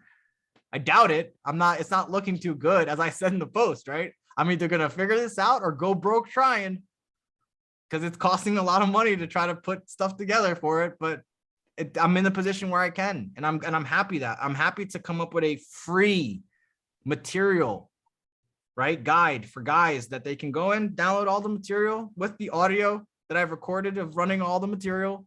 Because guys are always like, hey man, what are the openers? I need a new stimulator. I need a new captivator. So as I start to not make myself available as far as time goes, because I'm better valued at other stuff like coming up with these things, I need to have things to send you to. So yeah, there needs to be a routine guide with all the material. And if there is, yes, the stuff you've heard on there with my careful eye and editing it and doing that, awesome. But what if there's some brand new fucking routines that I've written throughout the years? What if there's routines that I'm paying comedians to write that are funny and high value, and I've given them a brief on how to do it, and I've got good comedians on it? You know, like that's where I want to go, man. Development of the tools that guys need to figure this out. And then yes, the basics will be there for the guys that are just tiptoeing in and getting the average girl. But however deep you want to go and how masterful you want to get, there should be information out there to meet you. And unfortunately, that's what I see now. A lot of the pickup products are just the same nonsense repurposed and recycled. Same shit. There hasn't been anyone really to advance pickup in years. Think about it, right? Like everybody's kind of complacent at this point. It's like everybody's doing the same stuff they've been doing for 5 years, you know. If not, they're doing something completely different. Like now they're a business coach or a business mentor coach or a healing coach or a trauma coach. But it's just getting away from the girls and the pickup into something else. It's like if I started teaching business, you know, like what would that look like? No, now we're going to learn business. Like what the fuck, dude? You know, so I realize that there's an opportunity now more than ever to just offer authenticity, because that's what people need right now. There's so many guys faking it. There's so many guys fucking bullshitting and nonsense and all this garbage, that in the world of 2021, real and authenticity is the most valuable thing on the internet. If you did my online game praxis, that's what the girl is looking for. Because think about it. She gets everything but real from the internet experience. All the guys messaging her, they're all presenting this bullshit value, the best value that they can offer and take pictures. She just wants authentic. So without getting into a lesson, but that's what it is. Online is about making it real. If she can sense that you're a real person, the person that you're with is this is who he is, you start to have a good opportunity and a good possibility of making her a real life thing, as opposed to just another dude that's in her DMs that she might message every once in a while, but she'll never see, you know? So yeah, man, like, and again, I'm sorry for ranting. I know I get in a sense of doing it, but it's just because my mind goes off as to like, what do people need to hear with this conversation? And there's so many different guys that are on here. And this is the problem. This is why it's a nightmare for me to do boot camps with this many guys. Dude, if I do a boot camp with more than 5 guys, like it's stressful. It's not enjoyable because I have to account. Everyone is different. You know, it's not like every guy's going to come in at the same level, you know, in that same boot camp. It's like everybody's different. So like less people allows me to literally plan the boot camp around who's there. And if the more like they are, the better cohesive it is. And the less like this it is. Close Your School Live was never meant to be me giving lessons. It was never meant to be whatever. It's supposed to be a guy asks me a question and then I answer his question directly. And if anyone's listening, they benefit like everyone else does it. But then I'm thinking again, can't do it like everyone else because that's not how it goes. You know better. So what can you do? And this is the style that I have. I come with the lessons. And these are lessons you don't get on the posts. These are the lessons you don't get anywhere else unless you're a little, and again, right? They're lessons sometimes pulled from other products. Online, the online game practice, maybe there's a lesson in the future that will come from that. Art of Cool, right? The advanced bootcamp stuff with the micro calibration we did a few weeks back, right? Like I'm pulling lessons based off where I think you guys are at and what you need, but that are beneficial. So that's the goal for Closer School, and that's what it is. But I do rant because I try to give an answer that embodies everybody that's listening, and there's guys listening from every aspect when it comes to Closer School. So I gotta rant a bit, but I'm mindful of it. Another question. Let's do 2 more questions. What time is it? 6:40. Fuck. Dude. See, why does time go so fast? It's wild, man. I can't God, I haven't done a Closer School like that's like less than an hour, like a 57-minute. I don't think ever I've done that. So fuck, man, like that's wild. That's just so surprising. It's 2 hours. It's 2 hours. I would have guessed an hour 20. $1,000, Colgate. How long do you think you've been on? I'm willing to risk for $1,000. I'm willing to risk an hour 20. But 2 hours, man. Fuck. All right, let's do 3 more questions and then let's do a final thought and get the fuck out of here. Almost 3 hours. Is it 3 hours? What? What? No. I don't even. Where's the time thing on here? Oh, it doesn't matter. Fuck. Okay. All right. Let's wrap this up. 3 more questions. Let's wrap it up. I can't believe that. Wow. That's crazy.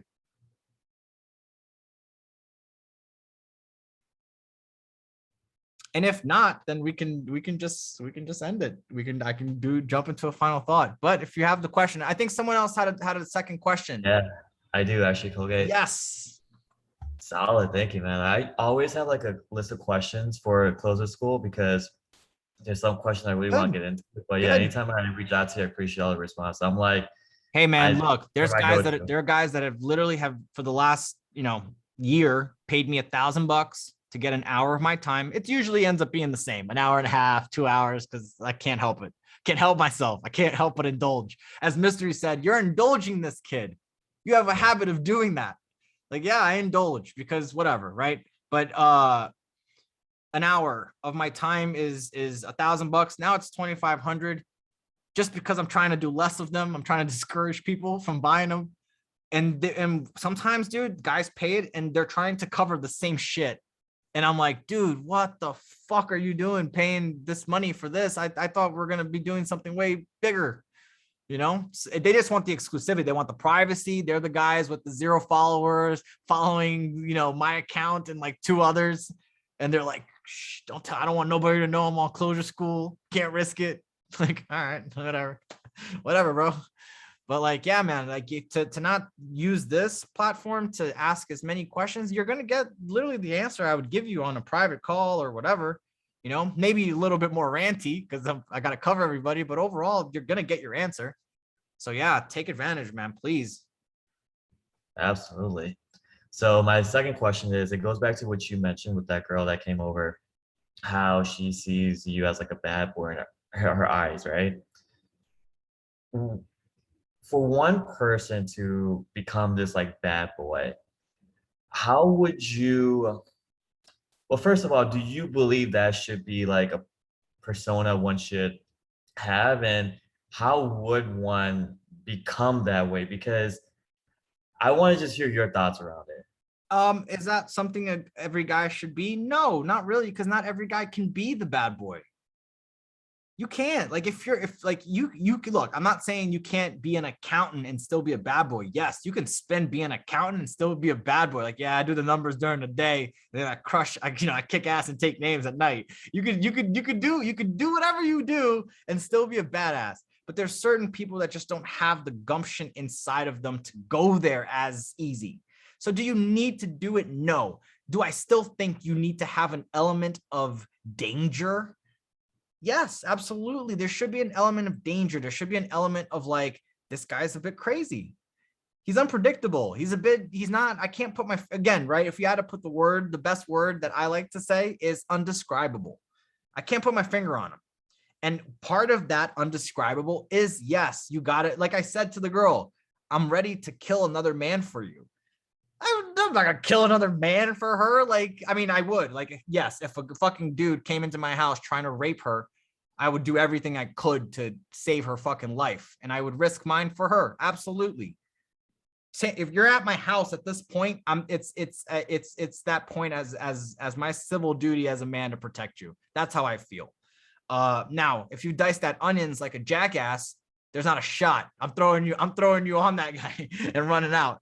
But if you can dice the onions and you can fucking put if you can do the FIFO, then yeah, absolutely. That's the trade-off. I'm going to get my massages. You're going to cook my dinner. You're going to have sex, right? All this stuff. You're going to do all that.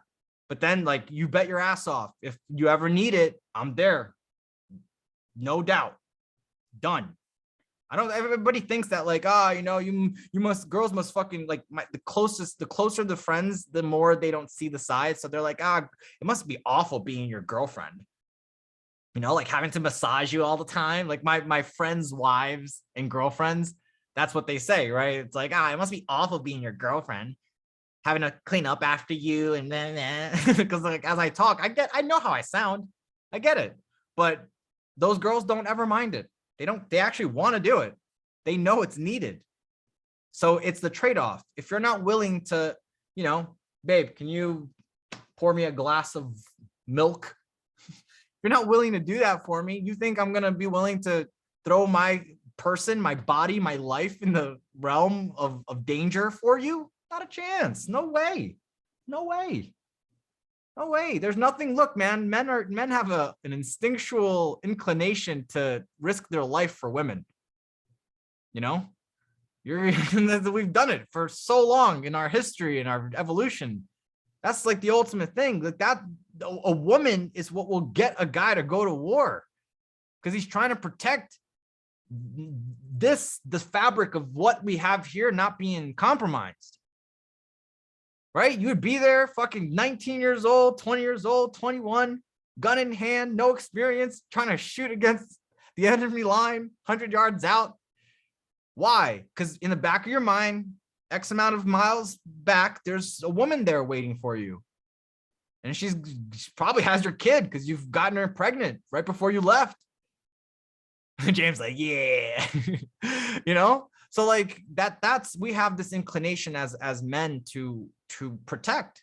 And if you don't, you should. If you don't, you should definitely. And if you don't, it's most likely because you feel incompetent in your ability to do it. So you should have resources, tools to help you feel more competent. And that's how I feel. Like I don't get me started on, my opinions on guns and things like that. That's not for now. But like, I feel like you legit have to protect yourself.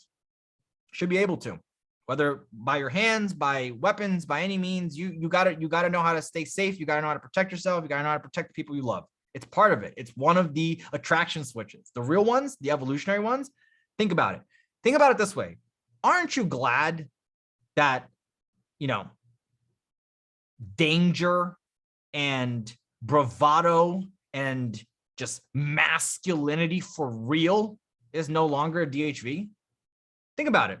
We'd all be low value. There's no one in this chat right now that's a super mongoloid of a beast gladiator style dude ready to take on any guy that James is like, yeah. But you know what I mean, right? Like, if no one here is Achilles. No one here is Brad Pitt and Troy. That's the point I'm trying to make, right? Imagine if we were in those times where that was the skill. None of us would be worried about pickup. We would all be fucking swinging swords, You know, I'd be over here telling you, hey, you're going to swing left, right, and then left again. Because most people are going to expect right, left, right. So go left, left. You know, that's what we would be talking about, because that would be what the demonstrations of higher value would be. Your ability to survive, your ability to fight. That's what DHVs have been for the longest time. It's only in modern society where now the threat of you know, competition, the fact that we're not having duels, the fact that James can't be like, I disagree with you, Colgate. I challenge you to a duel. Fuck, not another one. You know, the fact that we don't live in those times is what changes the evolutionary attraction switches, where not to say that we can add or remove, that we can add new ones or they change. They don't change, but we focus on different ones depending on what kind of life we live in. You go to different tribes that still exist today, that danger, you know, fighting, masculine, almost ultra alpha characteristic is still prized. In modern tribe societies, the ones that are still around, the chief will still have access to most of the women. Like all the women, the girls that are there, the chief has the access to them. They all want him. So yeah, I'd highly recommend being able to defend yourself. I highly recommend you doing that, because as you start to embody more of these actual protector qualities, you're going to come off more dangerous. More dangerous comes off more bad boy. Now, it's not to say you're the guy, like, again, right? The reason that I can say I'm ready to kill a guy for you is because she knows who I am before that statement. So that statement is such a polarity to the guy that she's been around that it means something. And that's why I say it. But overall, like, you need to embody the person that you're not as much like. So if you need a little bit more bad boy things, tell her to stick her tongue out when you kiss her. Instead of just kissing her, right? Like, stick your tongue out, baby. And then, I love this, watch. And then suck on her tongue. That's a bad boy thing to do. You know? So if you need more of that, add that in your game, sure. But if you're the guy that's like, yo, mama, why don't you come over here? Let me tell you a little something about yourself. If you're, because I've had guys that, you know, usually from New York, they start out like that. I can think of literally a guy right now, Danny. He started out with CloseHerSchool, and then he's been focusing on some other stuff. He's got some life stuff that happened, but aside from that, he was the guy that was, you know, like very much like I call him Papi Chulo, you know, just very Papi Chulo like, you know, like, hey mommy, hey yo ma, you know, damn girl with all that ass, you know, like that kind of shit. That guy, you know, he needs way less of that. He needs more of the, you know, it's so refreshing to talk to you. He needs more of that. You know, like, it's so refreshing to talk to you. Honestly, I'm having such a great time. So yeah, you got to add in what you need. But yeah, if you're looking for more bad boy stuff, the easiest way to do it is to start escalating more. But to escalate when you have it, right? Not to just escalate. That's not what I mean. I mean, like, when you have it, you escalate a bit more exponential as far as impact. Right? It's one thing for me to say, come here, give me a hug. And that's my Kino ladder. But if I have the sucking the tongue and she doesn't perceive me yet as much of a bad boy, I should probably use the sucking the tongue, because at this point it's needed. Because again, I'm not sucking on girls' tongues just to do it. At least not anymore. You know? Last time I did a 5 makeout, I sometimes, just to prove the point, I like to, at the last 15 minutes, like when the ugly lights come on, you got 15 minutes till the night is over. I like to go around and just say goodbye to every girl that I've opened and try to make out with them as my way out. Look, it's just for the students. Honestly, it's just for the students. Usually I don't do it unless we've gotten ourselves to the venue, like a nightclub, because that's the energy. You need the energy of the nightclub to do that stuff. You can't just go to a quiet lounge and then go around and start making out with people. It looks weird. But the nightclub, it's all good. So like, usually we've bounced a couple girls to another venue. Okay, the guys are doing work with them. I've been opening sets. It's the end of the night. I'm usually a little bit drunk, because if I'm at the nightclub, it's past 2 a.m. We've already done the work. We're spending more hours. It's all good. But now I can drink, seriously drink, right? If I'm going to. And then I get a little tipsy, a little drunk, a little bit more like, who gives a fuck. And then I start to go a little bit more crazy, which is why I tend to not drink on boot camps anymore. Cause like it gets a little bit chaotic sometimes. So I'll go around last 15 minutes and I literally would just say, hey, I'm going to get going. The ugly lights are back on. It's been a pleasure. And then I'll just go and I'll usually feel out for a kiss, right? I'm not just going in fucking willy-nilly. I grab her neck, I feel compliance, I push her in a little bit to see if like there's any resistance. If there's no resistance and she's coming in, I tilt her head that way and move in. And then I tilt her head in and kiss her. Because that way, through that whole fucking process, I can feel. And if I get resistance here, it's, you ruined it. I want my sweatshirts back and my CDs. You had it up until that point. Now you've ruined it. I can't talk to you, right? I can roll off. And at any point in that, I can roll off and preserve my value. I'm not just fucking kissing her and she fucking backs up. That would be weird. But if I do all that and there's no resistance here, yeah, for sure. I can turn her face and kiss her and then say, fuck, that was yummy. I gotta go now. You know, we've exchanged contacts. You know where to find me. And then that's it. And then I'll literally just walk out and I'll try to find another set. And I don't know if anyone, I think Jesse would be the one, if anyone, where in Toronto. Jesse, did you go to Everly with Mystery and I? Is he still on here? He's probably not on here. Well, me and Mystery one time for a boot. Oh, yes, he is. Me and Mystery went to Everly in Toronto, nightclub. And that's where I did it last. This was years ago. So like, it's not something I just go around doing, but you can do it. It looks great. Like students see you, it's like fuck, you know, some girls you bump into, you do the instant makeout. Some girls, it's sets that you've done. It all looks great, but it doesn't go anywhere. Like no girl's gonna all of a sudden just be like, ready to rock. I mean, some of them are. I did have a girl that got pissed. She's like, are you kidding me? You just made out with me. And then I just saw you go out and make out with another girl. Like she came over to tell me. Like she walked over from where she was and she came over to make it a moment. And I said, it's the end of the night. Did you see the girl that I kissed after that girl? She was like 58 years old, which she was. It was like a 58-year-old, like almost like she's tanned a bit too much, but she's got fake boobs, but she's hot enough. And it's like, I'm making my rounds here. I'm proving a point. So why not? You know, yeah, she's a 7. She's, you know, as an older woman, she's a 7. She's still hot. If I was 80, I'd be more than happy. But I'm 28. But still, you know, like it's either 5 or it's or I didn't accomplish it. So if she's number 5, it has to get done. And then I literally will say that. And then she got pissed off and went off, and that was that. The end of that set. But yeah, dude, I'm telling you, once you got skills, go ham, break the rules, because you'll know the rules and you'll know how to break them and you'll know how to do stuff case by case, blah, blah, blah. Until then, again, these are all conversations for way down the line. But until then, the basics is what you need to solidify. That's it. The basics is where it's at. If you can't do the basics, all this other stuff doesn't matter. Hey, Colgate, how do I get the threesomes? Even the online stuff. If you can't do the basics, because eventually you're going to meet her in person. That's the goal, right? Like, are you just talking to a girl online? You want a pen pal? No, you want that chick wherever the fuck she is to fly in. Now I've had girls fly in from different countries. They'll do it. They pay for their own flights. The first flight, they got to pay for it. Any chick will, any random fucking hoe will fucking fly out if you pay for a flight and you're not a creepy guy. But if she's paid for her own flight, like instantly, it's more expensive. She buys a flight for a week, that's going to be more expensive. If she's willing to do that, like my ex-girlfriend did, that means she's into you.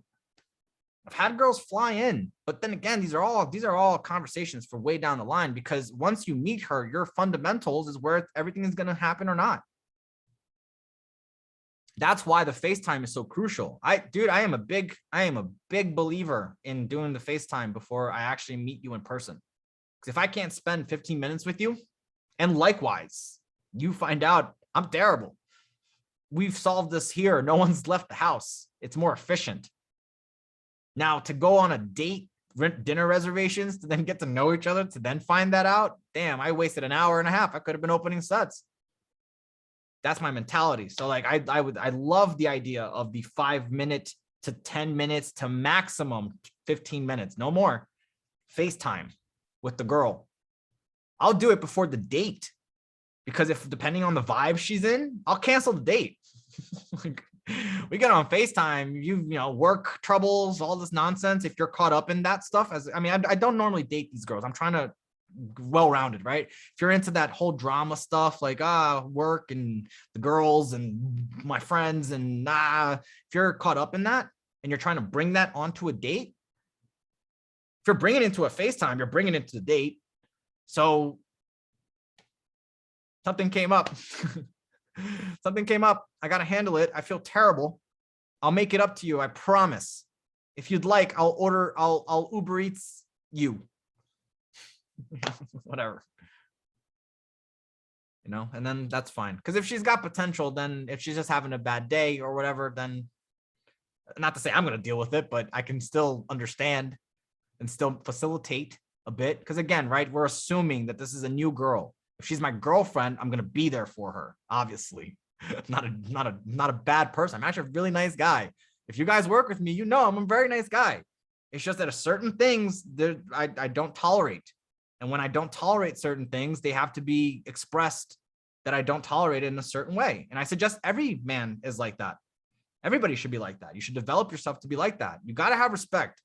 The problem is that most guys don't give a fuck when their girls disrespect them. Whether they're dating them or meeting them or whatever in between. Girl doesn't comply, you don't tell her goodbye. You wait, because usually lack of option, but because, you know, maybe she'll do it after this. Maybe I have to win her over more. All these things start, when you want the girl, you want to put your dick in her, you're going to rationalize all these reasons why her bad behavior is okay. That's what it is. So like, if you just stay on top of that and just say, you know what, I won't tolerate disrespect. Now, again, let me caveat this and say, it's not about blowing up. The girl says something, it's disrespectful, and you, most of the times it's you removing attention, not giving it. I don't argue with women. It's not something I do. Girl wants to fucking chat shit, but you're like this, you know, you're going around traveling hoes, I just say, honestly, I'm trying to write a book right now. This is not the time or place to have this conversation. So that's that. Let's table it. She keeps talking, I just ignore. From that point on, I just ignore. If it gets too much, I leave the house. If it's not my house, if it's my house, I kick her out. Because I just already told you. I've already told you. I've ignored you. I've told you we need to talk about this at another time. If you can't emotionally handle yourself by just making a decision to say, okay, we will talk about this later, that's not a girl that I want to be with. So I will definitely kick you out. But most guys are scared of that. Like, I get so many guys send me their problems. Like, hey man, my wife, you know, I just found out she's been talking to, you know, some guys on Instagram on the DMs. Like, what would you do? Doesn't matter what I do half the times, because I tell you what I do and you don't do it. You're too scared. And I get it. All right, fine. You got kids, you got this and that. What? So what? So what? All right, I get it, yo. You got kids, you're trying to, you know, do that whole thing. But is that what you want your kids around? A mother who messages other dudes on Instagram while she's married, or, you know, whatever to you? Like, you know, that's not a woman you want. So don't be scared to lose her. Most guys are scared to lose the girl. They have no willingness to walk away, which is why I always put willingness to walk away as number one, because it implies all the others when in the good moments. If you can walk away when things are going well, it's because you probably had it going well before. You have it so much that you can walk away from. But until you know, you start to personify that and really commit to that, the basic way of doing it is, again, if it's disrespect, you know what you do. IOD, right? Neg, do you handle it? Then demonstrate more value if you want to keep the set going. If not, handle it, neg, right? IOD, and then just don't tolerate it. If a girl says to you, you know, for example, like the boyfriend stuff, like, oh, I have a boyfriend. If she says it to you, you can straight up say, like, yeah, I don't date girls with boyfriends, so you're not a viable option for me. You can tell her that. You can say, yeah, oh no, you got a boyfriend? Yeah, you're not a viable option for me at that case. Or you can say, so what? Who cares? either way, whatever you say, it doesn't really matter. It's just the fact that you're moving things along despite what she's saying. So yeah, that's what I would say to that. Thank you, man. Love that advice. And I have a third one, but I'll send that to you via DM. And it's about that girl, the hottest one that number closed. Yes. So yeah.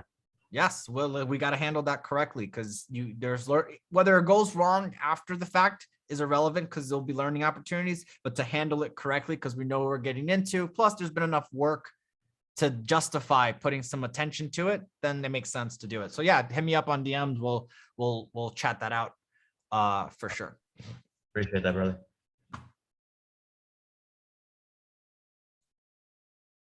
Art of Seduction by Robert Greene is the book where all with the different types of lovers, right? Isn't that the one?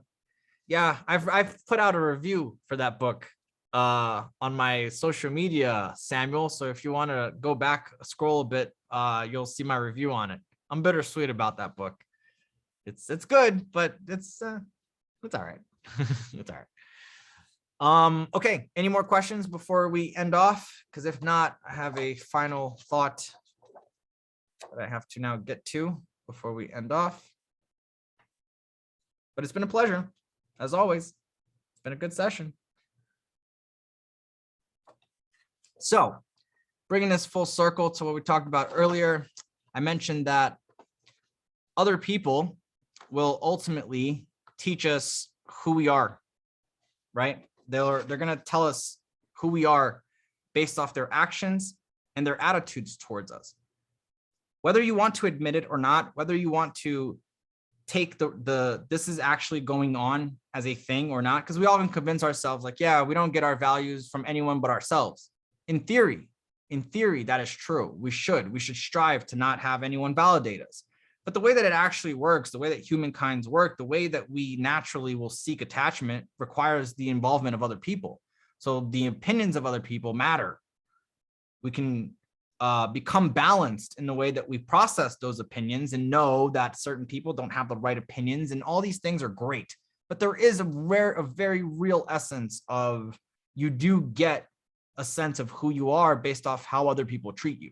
Again, tying it back to the DiCaprio example, because people treat him a certain way, because when he walks up to the door, everybody treats him a certain way, the actions that follow him making that commitment, that process leads to success. His reality is different.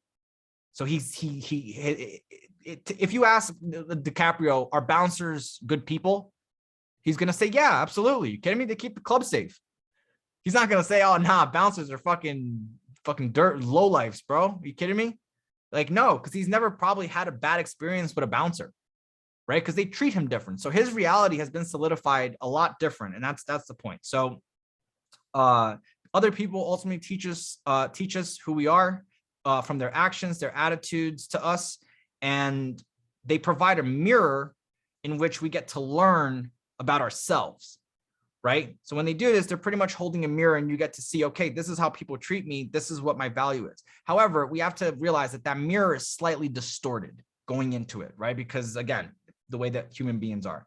With that said, it isn't until you reach the level that literally I think I've captured a lot with the skills that I've gone through and mastered along the way with this thing called pickup and social dynamics, that I've reached a high point on that mountain that we talked about.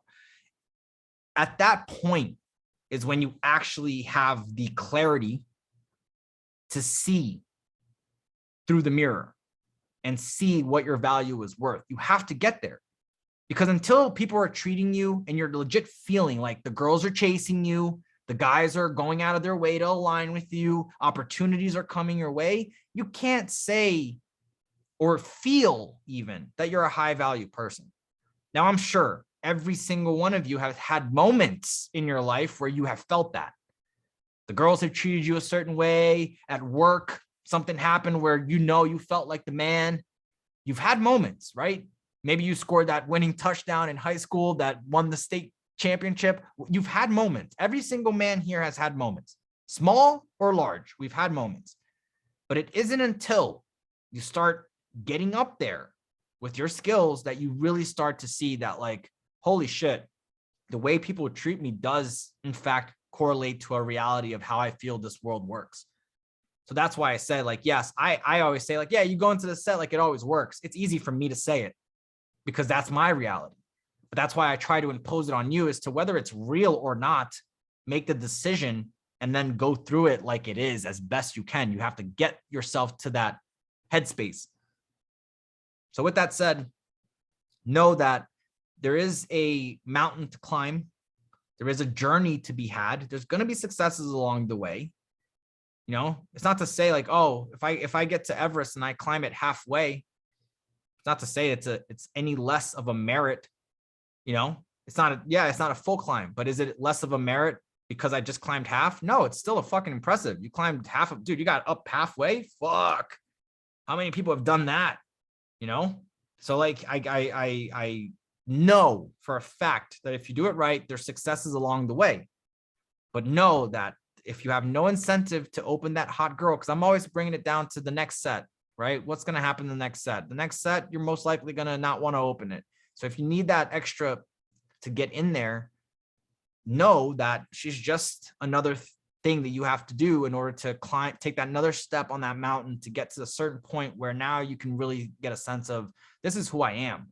And that's what allows you to do what has been done on that podcast, what has been done last night, what will continue getting done in the future is my ability to, because I've prepared, I've exercised, I've literally trained myself for certain things. When you really need it, you can exercise all those skills. You can pull them all out of the bag. You can have full control over another human being, you know? And that's the goal of ultimately to learn game is to me, that's what I find the common theme is. I saw it. Everybody wants multiple girls, all that. But you know what you guys really want? Control. Control over outcome. That's it. That's what it boils down to. If you can control your outcome with game, it's worth signing up. It's worth paying, whatever it is. The guys that get the control in the sets, they'll always come back and say, dude, it was totally worth it. Dude, I would have spent double, you know, because that's what they want. Like most guys don't need to see me with the girls in my house. Most guys don't need to see me taking a girl home and having sex with her. You know what a guy needs to see in field? Me walk up to the hottest fucking girl, use the same openers that I taught him all afternoon, have it work, the girl laugh, and then ask me what's my name. If a guy gets to see that with like a legitimate 8, 9, he's sold. He's sold. Because that's all he wants. He wants the ability to be able to create that. If I can do that, I'm on the launch pad right now. Now I can fucking soar. So we got to get there. That's why the 100 sets is important. Then we can have proper conversations. All this stuff has been figured out already, guys. Like I'm legit systemized when it comes to teaching you. Like that's why Mystery loves teaching with me, because it's all systems. He's not winging it. But again, it's all has to be sequenced correctly for it to work out. So with that said, keep climbing the mountain, keep going on your journey. And I guarantee you that eventually, as I always say, that coin flips. You know, you're operating with one side of the coin and then all of a sudden it flips over and now it's a different side. And it's like, holy shit, this is a different side. Let's work with that. Until that coin flips over, you got to keep opening the sets. And the hotter the girl, the less sets you have to do, because the more you'll learn. So yeah, good stuff. Always a pleasure. Colgate out. Have a good one, guys. We surpassed 3 hours. Thanks, Colgate. Thanks, Colgate. Later, guys. Have a good one. Take care. Bye, man. Bye. Reach me up on Thanks, DMs Colgate. if you guys have any more questions. Later. All right.